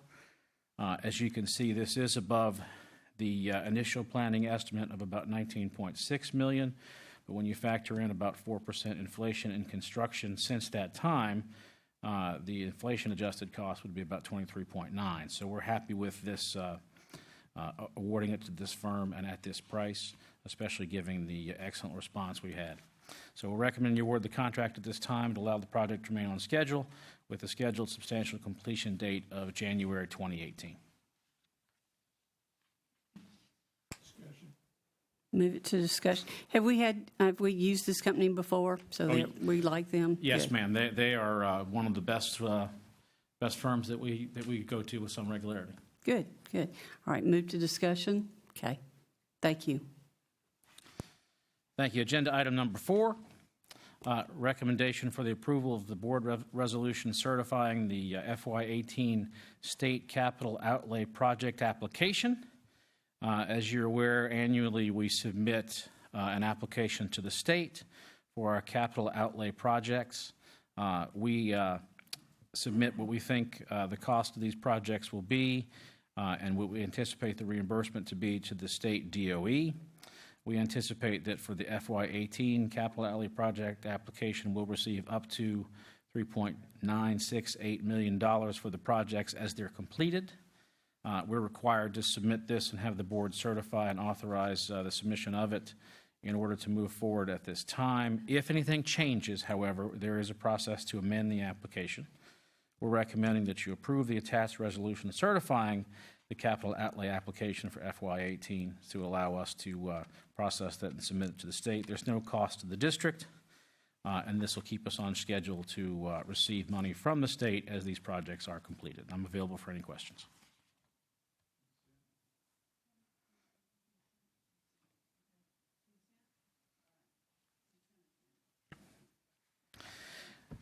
Agenda item number 5, recommendation for approval of the Ed SPLOST 5 resolution.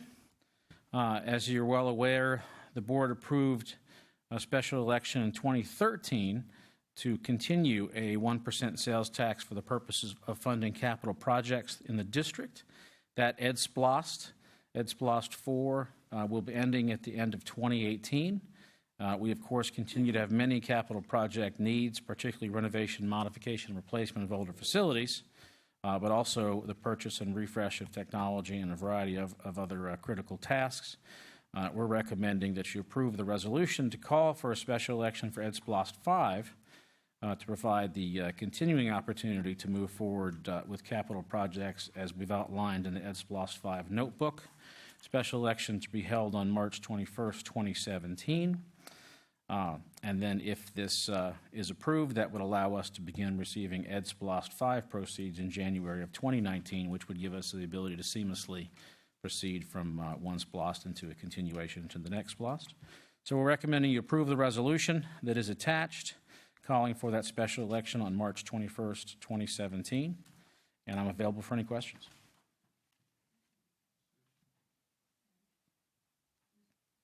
Sorry, Mr. Banks. Thank you, Madam Chair. Last month, I made the comment about I thought our revenue projections may be lower than what actually may happen. And also, I have a concern about if we do receive the full funding before 2023, then we would cause a lot of our companies or businesses that that do collect sales tax to change their programs, and then if we have a SPLOST 6 in 2024, they would have to go right back up. So it would be a very costly endeavor for them. So, Madam Chair, I would like to make a motion to increase by 5% the total revenue collected as stated on page 6 of the proposed resolution. Thank you. I'd like to second that. Looking at the growth in my community and the fact that what we've already proposed in SPLOST really just leaves most of my schools already at capacity, and seeing the growth that's coming to that area and knowing that we're going to need extra classrooms that are not already designated in SPLOST, I would like to second that also. Thank you. Mr. Sweeney. Thank you, Madam Chair. And just to clarify, it's should that include an estimated number? I mean, it says make a motion to increase by 5% the total revenue collected, but that's kind of a planning estimate. Is that correct? That's an additional increase of 5% of what's stated, the $818 million that's on page 6. That would be an additional. I guess the question is is it an estimate, or what should it be? It's the projected revenue. Be the estimated. I'm sorry. 797,021. You're asking the question. I guess in the resolution, we're citing a specific dollar number. Yeah. Okay, so basically what you're doing is you want to increase that specific dollar number by 5%. Additional 5%. Okay. Yeah. We can certainly do that, and we have a number, if you would like a number, of what that new projection would be. Yes. Do you? And just taking that number on page 6 and then adjusting it up by 5%, and I'll double check this again, but I believe the new number would be 859,507,950. And that includes the Marietta portion. Right. The figure on 6 is everything, including us and Marietta, and you multiply it times 1.05, yes, and you get that number, 859,507,950, and we'll of course confirm that. But we're conservative in our projections. May not be quite as conservative as my friend and colleague Mr. Johnson, but we're conservative as well. But I would just add that as long as we maintain that anything above the initial recommendation, that it would go into undesignated classrooms, just to give us the flexibility, and to steal a word from Mr. Morgan, the nimbleness to be able to address needs. What would the Cobb number be? If we do this, what would the Cobb number be? 795 is what the Cobb number would be. We'd go from 759 to 795. Okay. Okay. Mr. Wheeler. Thank you, Madam Chair. If this, I guess, is for discussion, if we need this money for an additional classrooms that are going to present themselves, the buildings that are already in the SPLOST notebook would have priority before any other building. Yes, sir. Yes. So we're not going to build another school somewhere else and then let the guys that are in the book already have to wait. Correct. Okay. Correct, yes. Okay. So, is there other discussion? Mr. Scammahorn. Thank you, Madam Chair. Just for the record, that I believe it was our last meeting that we approached this before, and there was no interest from any of the other board members. So I'm not sure what's changed now. The next thing I would like to address is we pay people a lot of money and we have a system to come up with a figure and a list of needs. And now, on a willy-nilly initiative, we want to change that number and put a burden on our taxpayers of approximately $35–40 million more. I have to object to trying to change this and to discount and discredit, in my opinion, all the work that's been done as far as the contractors, the other businesses, the economists, and I don't believe that this is holding to our conservative estimates as to what's done. Now, we all know we've had these discussions the past several years of where growth is not happening, we shouldn't spend the extra money, we shouldn't burden our taxpayers, and here we are without time to study it. We are going to burden our taxpayers, and we haven't even looked at trying to reduce our millage rate to help our taxpayers with the modest increase of our revenues. So this whole proposal is unacceptable in the way it's being brought forward. Thank you, Madam Chair. Is there any other discussion? Mr. Morgan. Yes, I think I think you alluded to it, Madam Chair, but I think for those who might have missed it, talk about the logic or the rationale behind an additional 5% for SPLOST projects or things of that nature. What's the rationale? What's the justification? Things of that nature for particular situations that might exist within our school district. And the rationale is that we can't forecast exactly what's going to happen with absolute certainty over the next 7 years. 2023 is a long time away, and we're really planning for things that we might have to address as late as 2023 that would be addressed even in subsequent years. So it's very difficult for us to know the unknown with all the variables that may come up.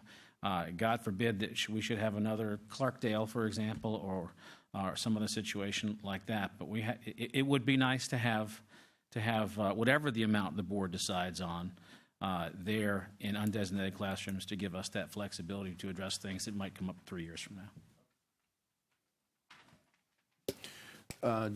James, you want to speak to kind of what goes into the number in the forecast and that kind of thing, where that would lead?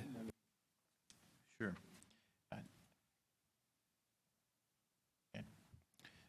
As we've stated several times, this is Cobb does its due diligence in great detail in defining what the SPLOST projects are.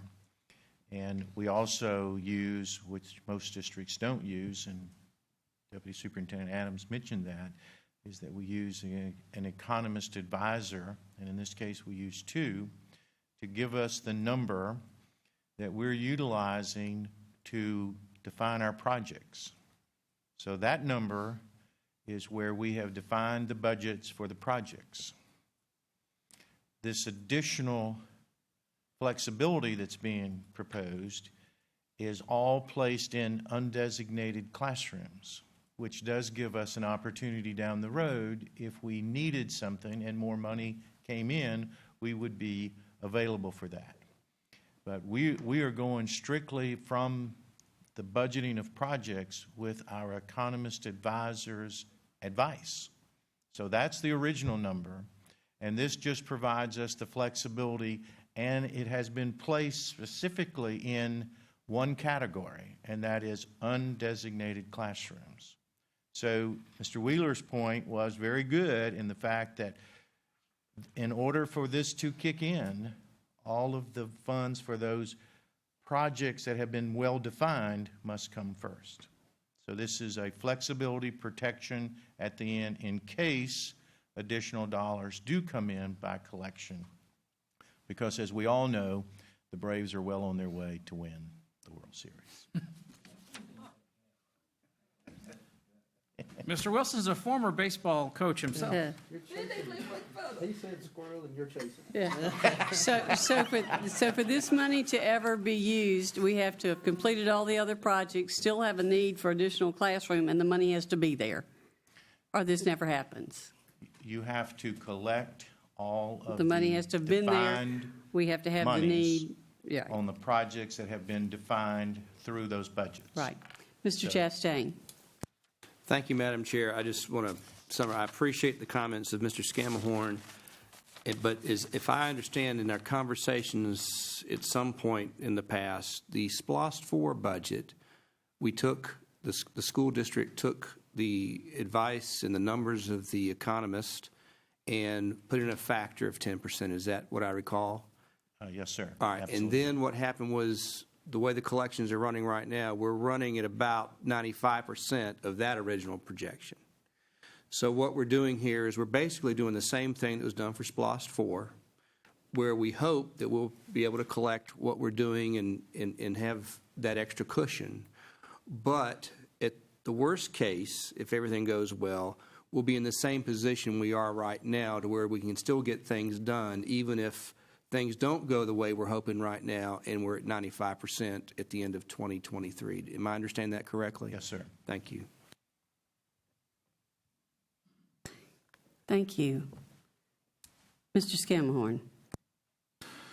With all due consideration and correct respect, I've not heard a sound reason to increase this number.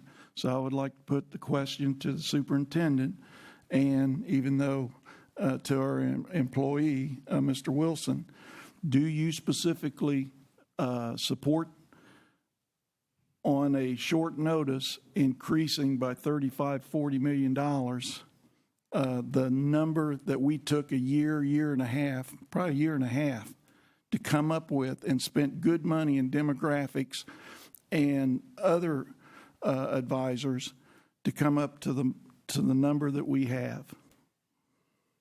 So I'll answer that a little bit differently. Look, because hindsight's always 20/20. To Mr. Chastain's point, in SPLOST 4, the question would be, is there a reason not to? And the question is related to SPLOST 4. SPLOST 4, we did not have undesignated classrooms as a category. So as revenues come in, if they come in above projections, for example, if it turns around and we recoup that 5% that you referenced, if we have all of the projects completed, there is no option. So the best example I can give of that is King Springs. King Springs right now is split between two campuses, King Springs and Brown. Thankfully, we completed the construction project at Teasley, which vacated Brown Elementary site. There is nothing in SPLOST 4 to address King Springs. So literally, we have enough students at King Springs to go to King Springs and Brown. We've had to split the campus. So had we have had in SPLOST 4 undesignated classrooms and had, again, that's not guaranteed because we've not finished all the projects in SPLOST 4. But if we had had undesignated classrooms in SPLOST 4, all the projects of priority had been completed, then we would be able to go ahead and do something for King Springs instead of waiting on a potential SPLOST 5. So the answer to the question is I would say there's not a reason not to do it because we have undesignated classroom category in SPLOST 5. So that if the board chooses to adjust the number up by 5%, all of that difference goes into undesignated classrooms. If the revenue that's adjusted up does not come in, then the balance of undesignated classroom just simply diminishes, is decreased. So there's not a risk of a project per se of not being funded because revenues didn't come in adequately enough to fund all the projects. So, Madam Chair. Just a second, Mr. Wheeler, I believe had his hand up. I guess Mr. Ragsdale, what happens if the funds do come in and then we don't need the classrooms? Can that money be used to buy the millage rate down?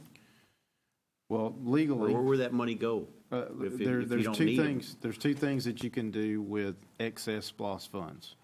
That is, buy the millage rate down or retire long-term debt. And we do not have long-term debt. So the district has done that in the past in SPLOST 2. We have a history, I believe, and I don't remember how many times we did it. I know 2. Was it 3? Okay.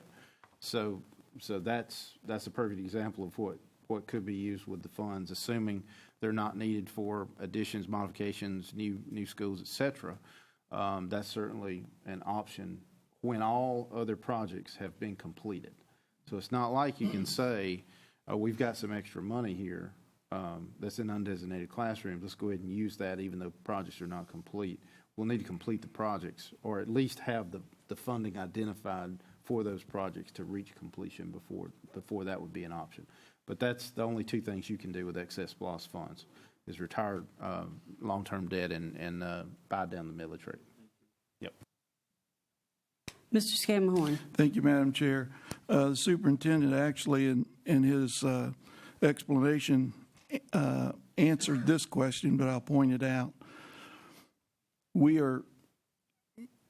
It is a wrong comparison to be using SPLOST 4, where we had no undesignated classrooms, to this proposal, because what the superintendent is saying has already been built into the original number, and that is we have a classification of undesignated classrooms. So that uncertainty was already built into the original number. Am I not correct, Mr. Wilson?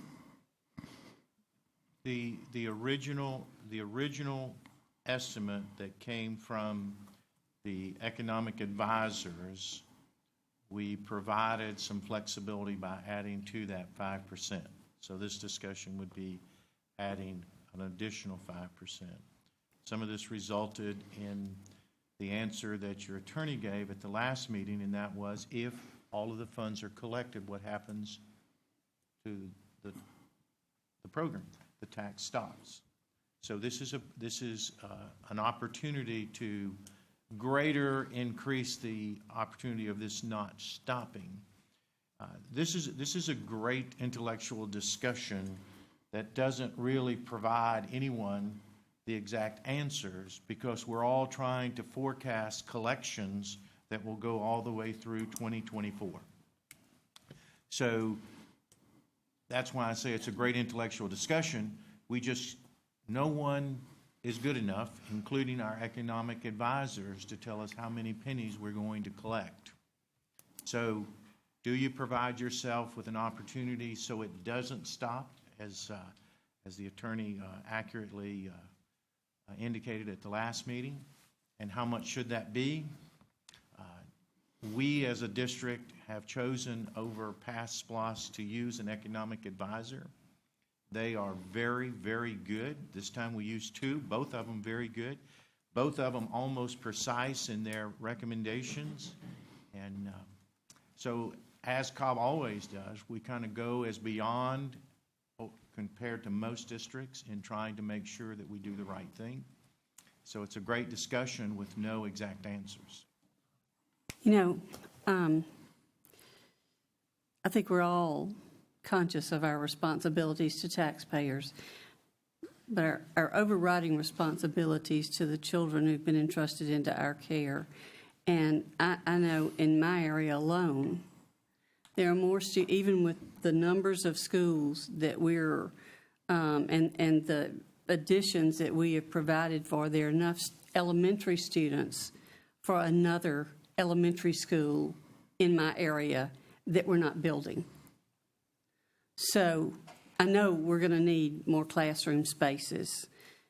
We have some additional classroom spaces already, but we're facing a new situation in our county with the addition of the Braves. We're seeing unbelievable growth in my area, and I know in Mr. Morgan's area also. So this is our only chance for the foreseeable future to accommodate that growth. We've already had it in my area. The King Springs that you mentioned was something, thank goodness we had a little school there that we could put some kids in. So this is our only chance to do that, and this is our only way of doing it. So this is our only shot to get it right, and I think this is our only hope of doing that. So I feel very comfortable in what we're trying to do, and like I said, I think this is our only possibility of doing it. So, Mr. Chastain? I think we should call for the question, please, Madam Chair. Okay, all those. The parliamentarian. What do we do on this? How do we handle this?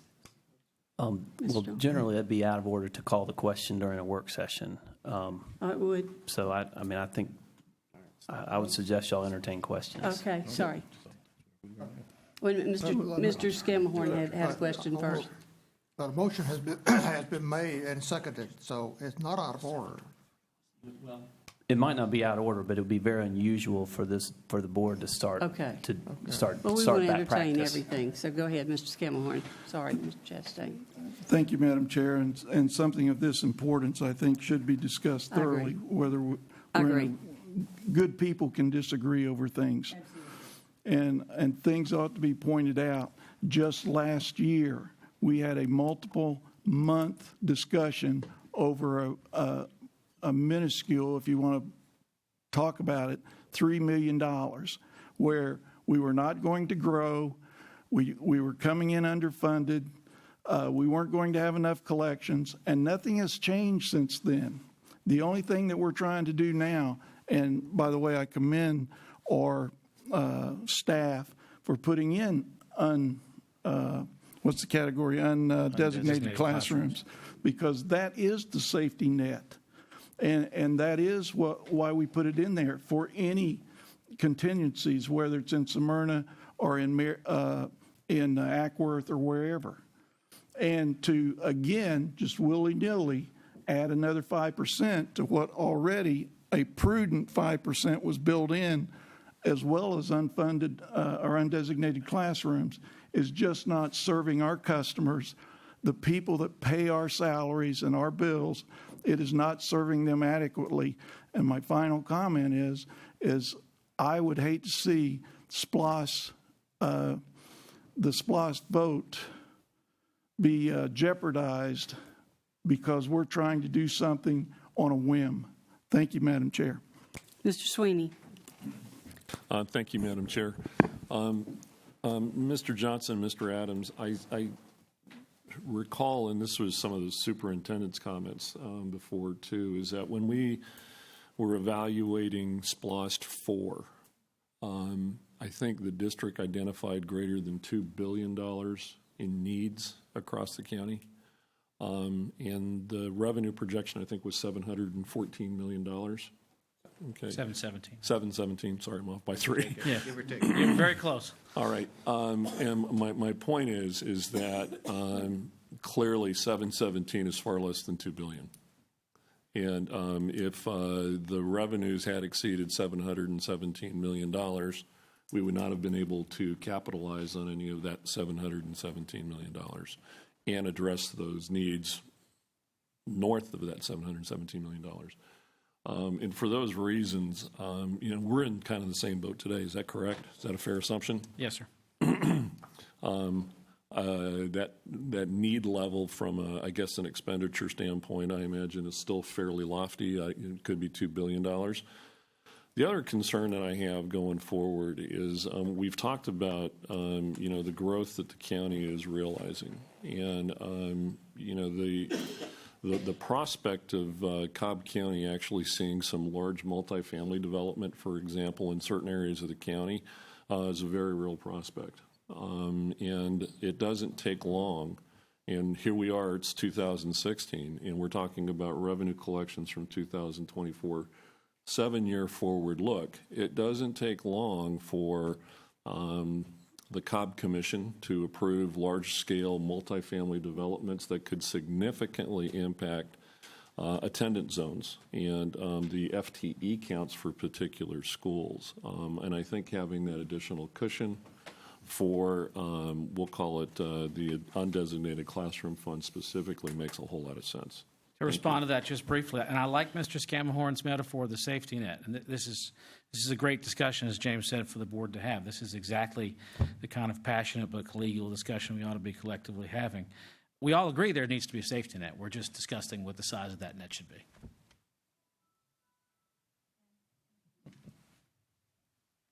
Mr. Scamahorn, you said your last one was your last one. Is this your last one? I hope, Madam Chair. But Mr. Scamahorn. Again, Mr. Sweeney brought up some points that I think need to be addressed. One of them, if I can be a little bit cynical, is okay if we're still looking for a cushion to increase for things that we actually paid good money to get answers from our economists and from our staff, then why 795? If we're going to take advantage of our customers, if we're going to take advantage of our taxpayers, why not make it 800, 850? Let's go for 900. And on top of that, even with the increase of 795, when are we going to give our customers a break that they need? We still have people out there struggling and paying the taxes so that we can have modest gains. And so it just makes no sense that we pick a number out of midair when nothing's changed from last year or the year before last, and now we want to cushion our feather bed on a whim. Thank you, Madam Chair. I think we're just trying to find seats for kids, Mr. Scamahorn. Are there any other comments? Okay. Are we ready for a vote? Mr. Wheeler. Going back to Mr. Ragsdale, we're implying that this is going to happen. What if it doesn't happen?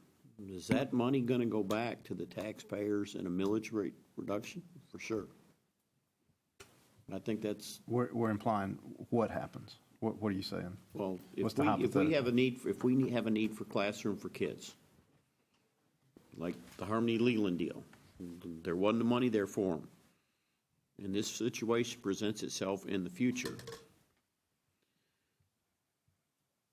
This would provide for something like that, which is a good thing for the kids in the communities.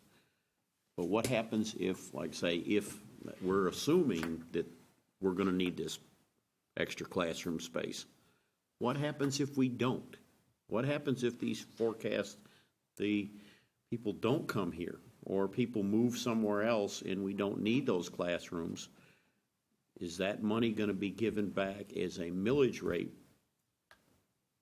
cut? I don't want to even... I mean, it's either one. I mean, if we need it, we need it. If we don't, and we got that money now, what are we going to do with it? Well, let me address... If we don't need it. Well, let me address it. Because what you're saying is for a lot of us to have crystal balls that we don't have. Right. But that would be a decision for a future board. We can't predict that, can we? I mean... Again, it depends on a lot of what ifs. What if the money comes in? What if we get all of our projects completed? What if? Until actuality and reality happens, we can't answer that. I answered your previous question with what happens with excess SPLOST funds after all projects are complete. One of two things. You buy down the millage rate or you retire long-term debt. We don't have any debt. Be used for that. But there again, when we're talking about buying down the millage rate, we're not talking about necessarily a millage rebate or reduction of the millage rate, because then what you have to do is we're comparing apples to Army tanks at this point in time, because we've got a general fund budget which is funded by the millage rate of 18.9 mils. You can see Mr. Johnson's pro forma that we are very, very close to having a fund balance that is less than 1 month's reserve. So let's not confuse things about reducing the millage rate with SPLOST. Let Mike say one more Your question. mic's not on. Sorry, sir. My question is, like I said, we don't have any debt. So that money does go to, as a rebate, or is that, or buying the millage rate? I guess confused on exactly where this extra money would go to. So I can only speak from historical perspective. In SPLOST 2, we had completed all of the SPLOST projects. The budget at that point in time was constructed based on a 20 or a 21 mil budget. Then the money from the excess SPLOST proceeds, that money was used to buy that millage rate down from the 21 or 20, whatever it was, I can't remember, down to 18.9, so that the millage rate did not increase. Okay, because if you recall, at the end of SPLOST 2 was when the budget crisis started.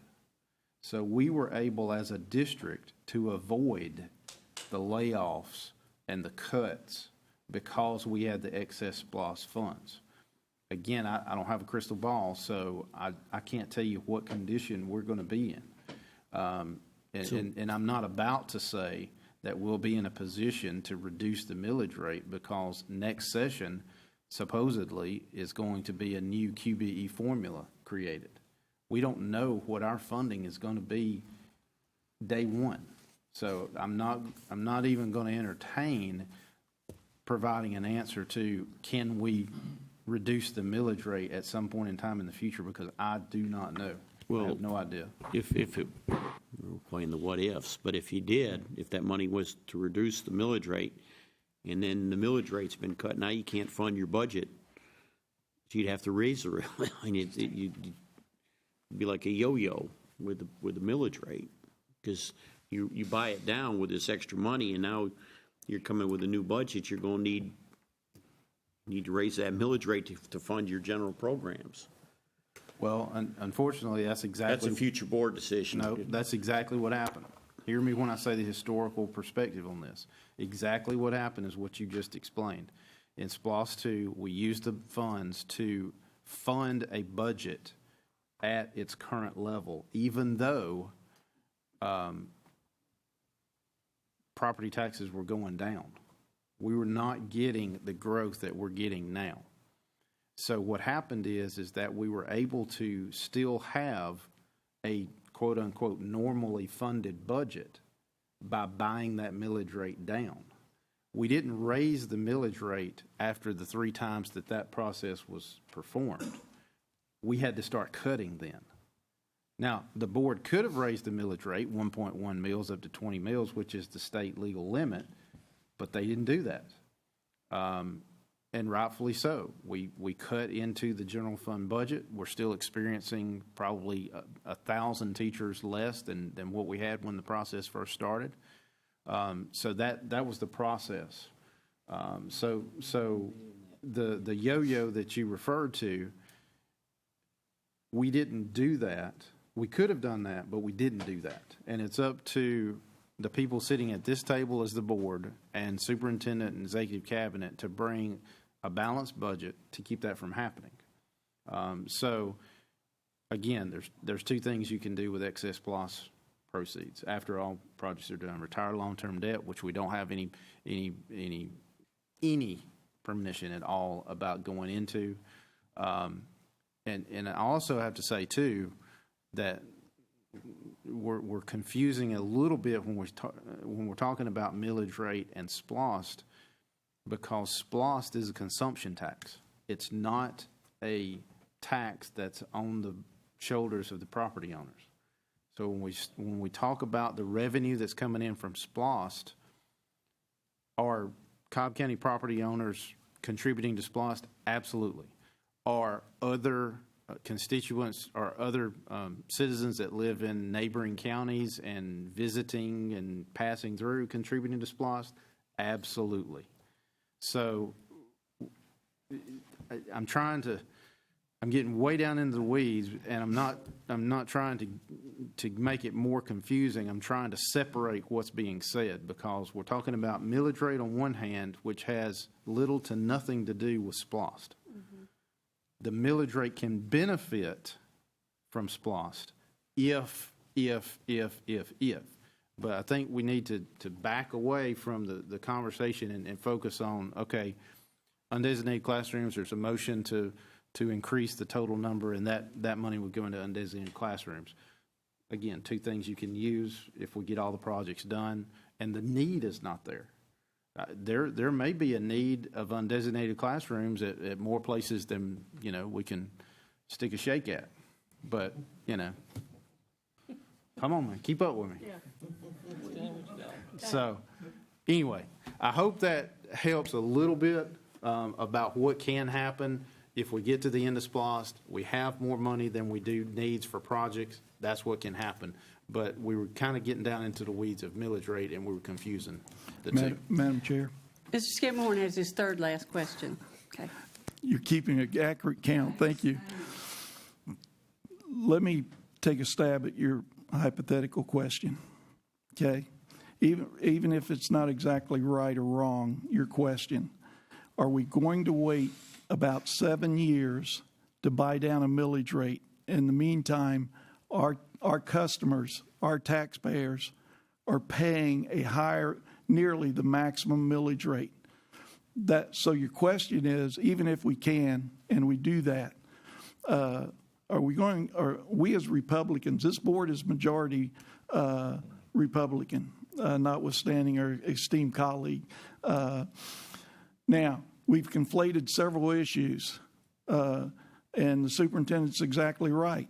The millage rate and the SPLOST are two different things.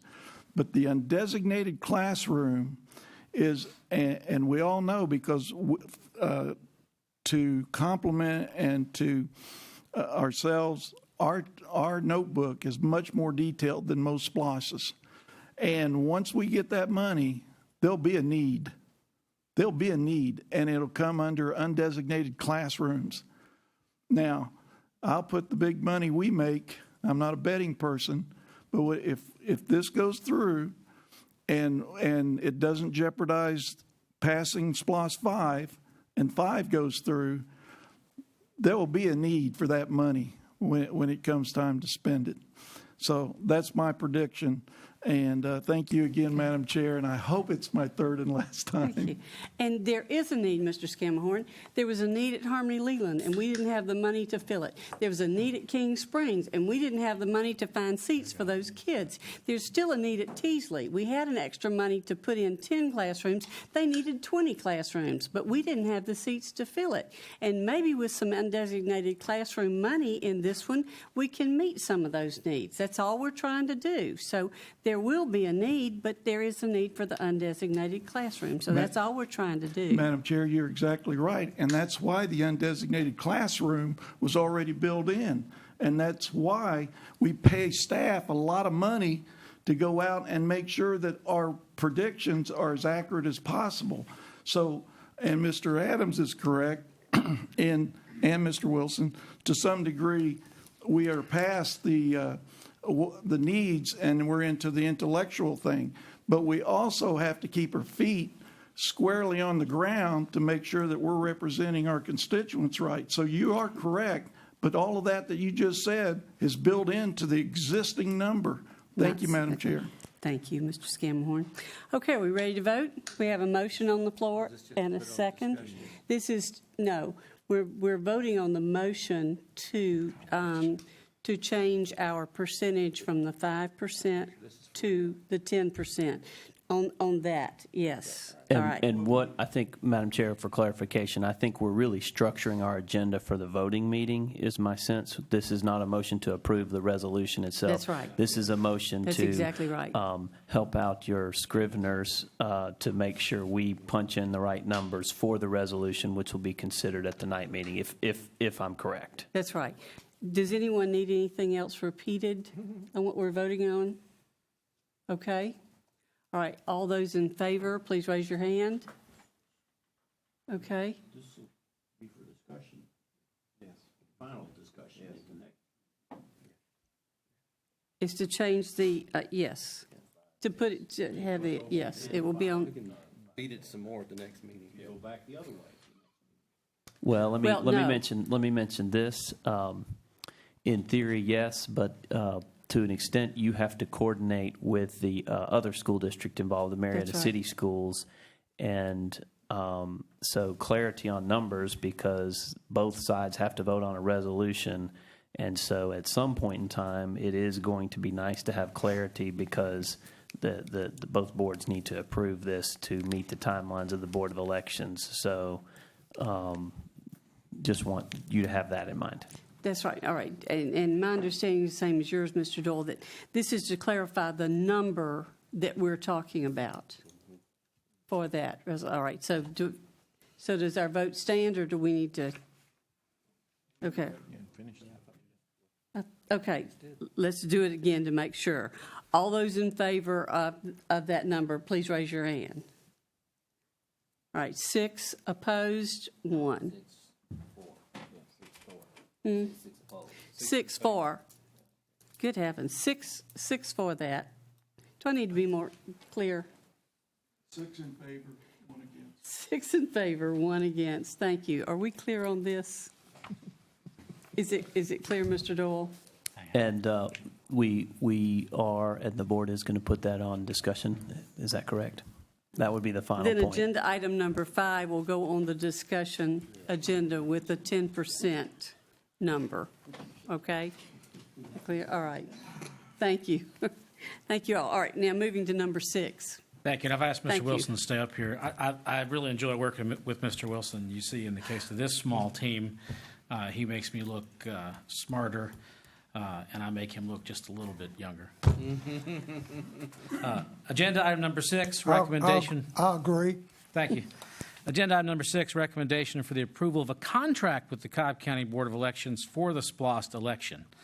In order to conduct the special election to determine the continuation of EdSPLOST 5, the County Board of Election requires that the Board of Education execute a contract.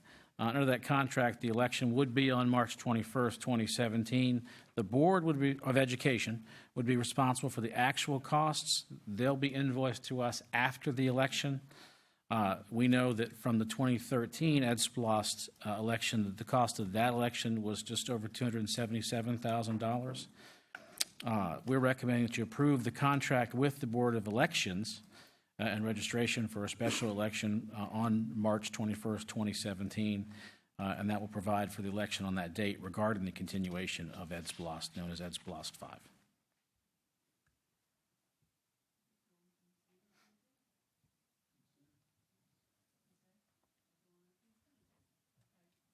Consent agenda. Great. Thank you. All right. At this point, I think we can break for executive session. And what do we need to discuss, Mr. Doyle? Personnel and litigation. Personnel and litigation. Legal and personnel. Legal and personnel. Okay. So can we return by 12? Should that do it? Do we need longer? Yeah, say 12:15. Just give us an hour. Okay, 12:15. Okay, thank you.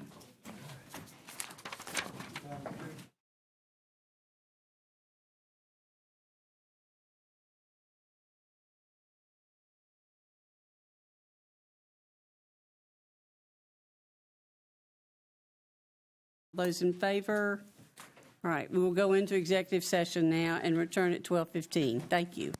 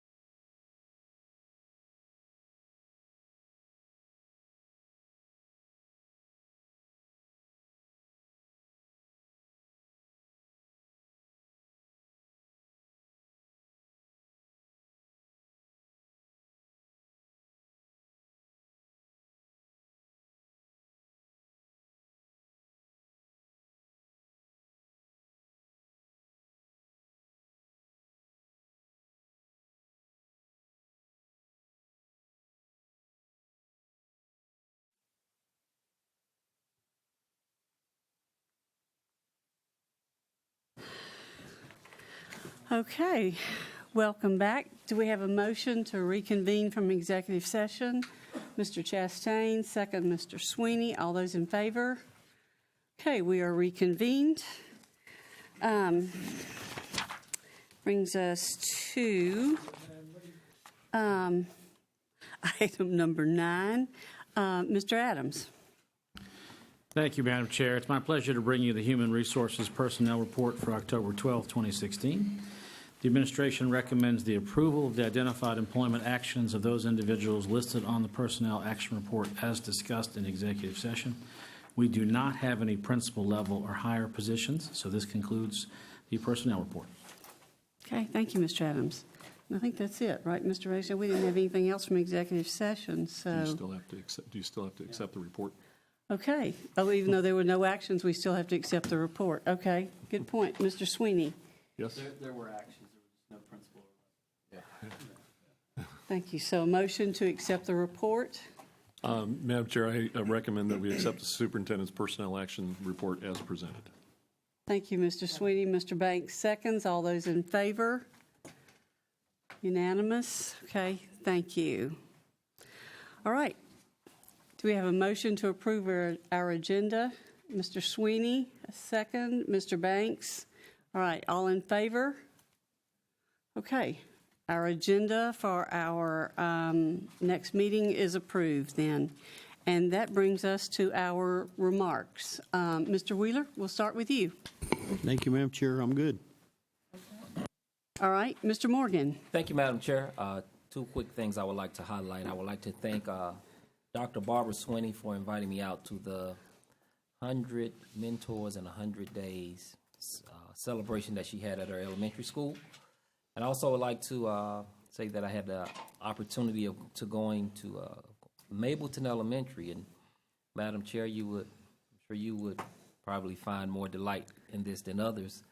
They actually have started a dual immersion with their kindergartners over there, and I got to see it in action. It's impressive to see that kindergartners, being taught completely in Spanish. So it was a delight to see that, and I wanted to share that. Thank you, Madam Chair. Thank you. All right, Mr. Sweeney. Thank you, Madam Chair. First of all, I'd like to congratulate Mount Bethel Elementary School as a National School of Excellence Award winner. It's quite a distinction, one of several that we've had within the district, but a recent award to Mount Bethel.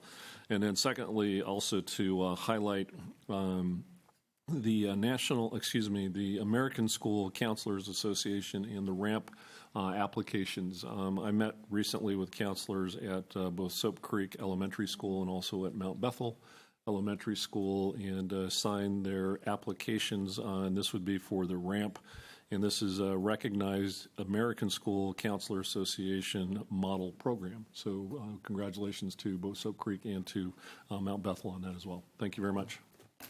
Thank you, Mr. Sweeney. Mr. Banks. Thank you, Madam Chair. I'll also say that Hightower has applied for the RAMP designation, and I'll sign their document this week. And also would say that anybody that's been by Mountain View Elementary School, that school is taking shape. Also, since I live within walking distance of Walton High School, that school is really taking shape. It's a huge school, and it's way up in the air, and there's a lot of bricks on that school. But they're progressing. They'll still be in there by, is it Christmas? Or are they going to be in there for the fall opening? Be opening next school year. Okay, so they'll be there in July the 31st. I'll ask the superintendent, since he attended the listening tour of the legislators yesterday, are you going to comment on that? Okay, so I won't say any more then. Thank you, Madam Chair. Thank you. Mr. Chastain. Thank you, Madam Chair. I got to be a debate moderator last Thursday at Kell High School. While some people may be somewhat distraught at what they're seeing on the network television, I want to assure you that Ms. Liz Etter, who teaches AP Political Science at Kell High School, is doing a great job of teaching her kids, her students, how to debate. They had about, I can't remember if it was 5 or 7 political candidates, president, vice president. They worked out their different party platforms, and so we spent a couple of hours last Thursday in debate that would have made citizens and parents and me very proud. So I want to thank Ms. Etter for what she's doing. And while I was at Kell, I also signed, I believe it was the RAMP contract for their counseling department. And I think the superintendent will say some things about Chalker Elementary in the outdoor classroom. Is that on your list? Sure. All right. I'll just say I'm very proud of Chalker Elementary. Ms. Jenny Lyon, one of our teachers there, helped put together. She's done a garden on the grounds, and also with other work from other volunteers and folks, has created an outdoor classroom. So the superintendent and I and some assistant superintendent, Ms. Latazori, were there for the dedication Monday, so he can say more if he wants to. And finally, little obscure things just kind of get my attention. Today is October the 12th, and to show you how things change, does anybody know what day it is? October 12th. There you go. Mr. Banks, it's National Fossil Day. Mr. Banks, you should have known that. But I was checking. Do you know what the state fossil is? Mr. Banks. It's the shark. It's the shark tooth. But this did not. The state fossil was not ratified by the Georgia legislature till 1976, after I had graduated from high school. So things keep changing. Things are new. But happy National Fossil Day. Thank you, Madam Chair. And I do believe in payback. We love Mr. Banks. Thank you. I also wanted to say Smyrna Elementary School is also a RAMP, has filled out their RAMP certification papers, and that constitutes a tremendous amount of work. So, and really, an effective guidance department can be the hub of a good school. So I commend all those schools that are following through with that certification. That's a tremendous effort. But also, this past Monday night, I attended the marching band exhibition, and if you have not been to one of those, it really is a treat. So I want to thank Chris Farrell for all of his work in doing that, and also thank the McEachern band parents and the McEachern administration and staff for hosting that. It's a tremendous undertaking and a tremendous service to all of our schools. So thank you very much for doing that. It was a great night. And also thank you to University of Alabama. But if you missed that one, there will be another exhibition this Monday night. So hope you can make that. Thank you. Mr. Ragsdale. Yes, ma'am, Madam Chair. Got a couple of items. As Mr. Sweeting already announced, Mount Bethel National Blue Ribbon School, so that is a tremendous honor for Principal Jessica Alpyard out there. That's it's just great, and it really is great to look at how many National Schools of Excellence and Blue Ribbon Schools we've had in the district. That's just a tremendous testimony to the great work our principals are doing. We had our handprint ceremony for Teacher of the Year, Paulette Allard. I just have to reiterate what I said at the ceremony. If you were trying to create a perfect autobiography, you could not get much better than what she has. She came out of high school and went into the Army, became a nurse, served our country, then got her degree in biology, and then went into genetics research. And then after that, figured out that teaching was the place to be for her to be able to give back. And obviously, she's doing a tremendous job as she's our district Teacher of the Year. So congratulations to her, and just looking forward to her being in the competition in representing our district in the state. Speaking of principals, Christian Settle, principal of Hillgrove High School, hosted our state superintendent. Richard Woods went out to visit. I had a previous meeting and could not attend, but Christian does a great job as always, and was invited, or Superintendent Woods was invited by a senior that's on Superintendent's Advisory Committee, John Jordan, who's a senior at Hillgrove. So that was tremendous. I know the MDJ did a big and great article there. on that event. As Mr. Chastain alluded to, we were at Chalker one day this week. What's today? Is today Friday? Yeah, is it Friday yet? So a tremendous partnership, J.E. Dunn and Lowe's. One of our previous SPLOST employees, Travis Alford, was part of J.E. Dunn now, and he was part of that project. So that was just really cool for him to be able to come back and give back to the district as well. As Mr. Banks alluded to, we did have a listening session yesterday at Kennesaw Mountain High School. We greatly appreciate both chairs of the Education Committee, both from the House, Representative Coleman, and from the Senate, Representative Lindsey Tippins. And, both are from education backgrounds.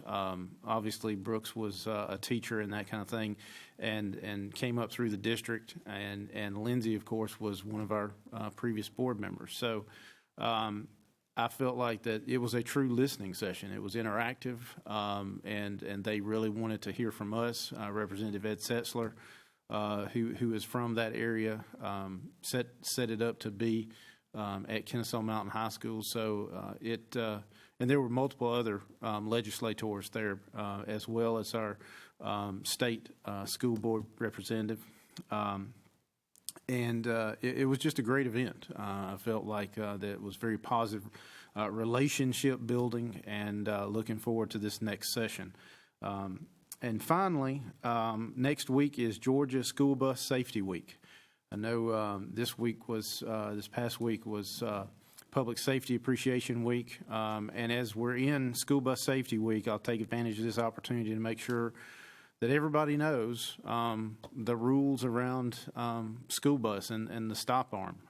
Unfortunately, we are still bringing in revenue from tickets issued because people pass school buses with the stop arm extended.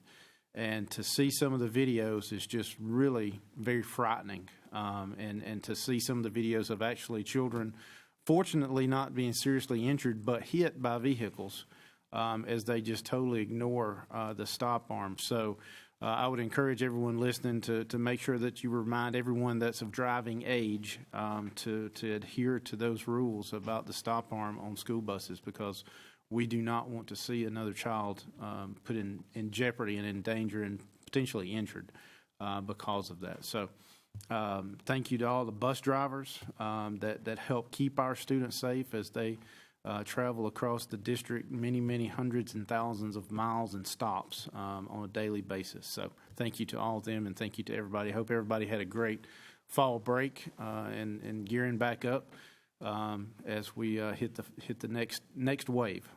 Thank you, Madam Chair. Susan. Mr. Sweeney. Yeah, thank you very much. And real quickly, and thank you, Mr. Superintendent, for talking about Mount Bethel as well. With regard to this blue ribbon designation, I just want to read this quick blip here, and it just gives you an idea of the how hard it is to achieve this. Number one, the U.S. Secretary of Education John King announced today that Mount Bethel Elementary School has been named a 2016 National Blue Ribbon School. Mount Bethel is one among 279 public and 50 private schools receiving this honor. So it's a fairly rarefied atmosphere. Again, 279 public and 50 private schools across the nation receiving this designation. Schools are nominated for the award by the State Department of Education and then complete a comprehensive application about school practices. Principal Jessica Appleyard and teachers Teresa Collins, Kim Osborne, and Mary Beth Smith will represent Mount Bethel at a two-day award ceremony in Washington, D.C. to celebrate their hard-won achievements. Thank you. It's a tremendous accolade. Thank you. Okay, any other comments? None? Okay. Thank you. We are adjourned. Thank you.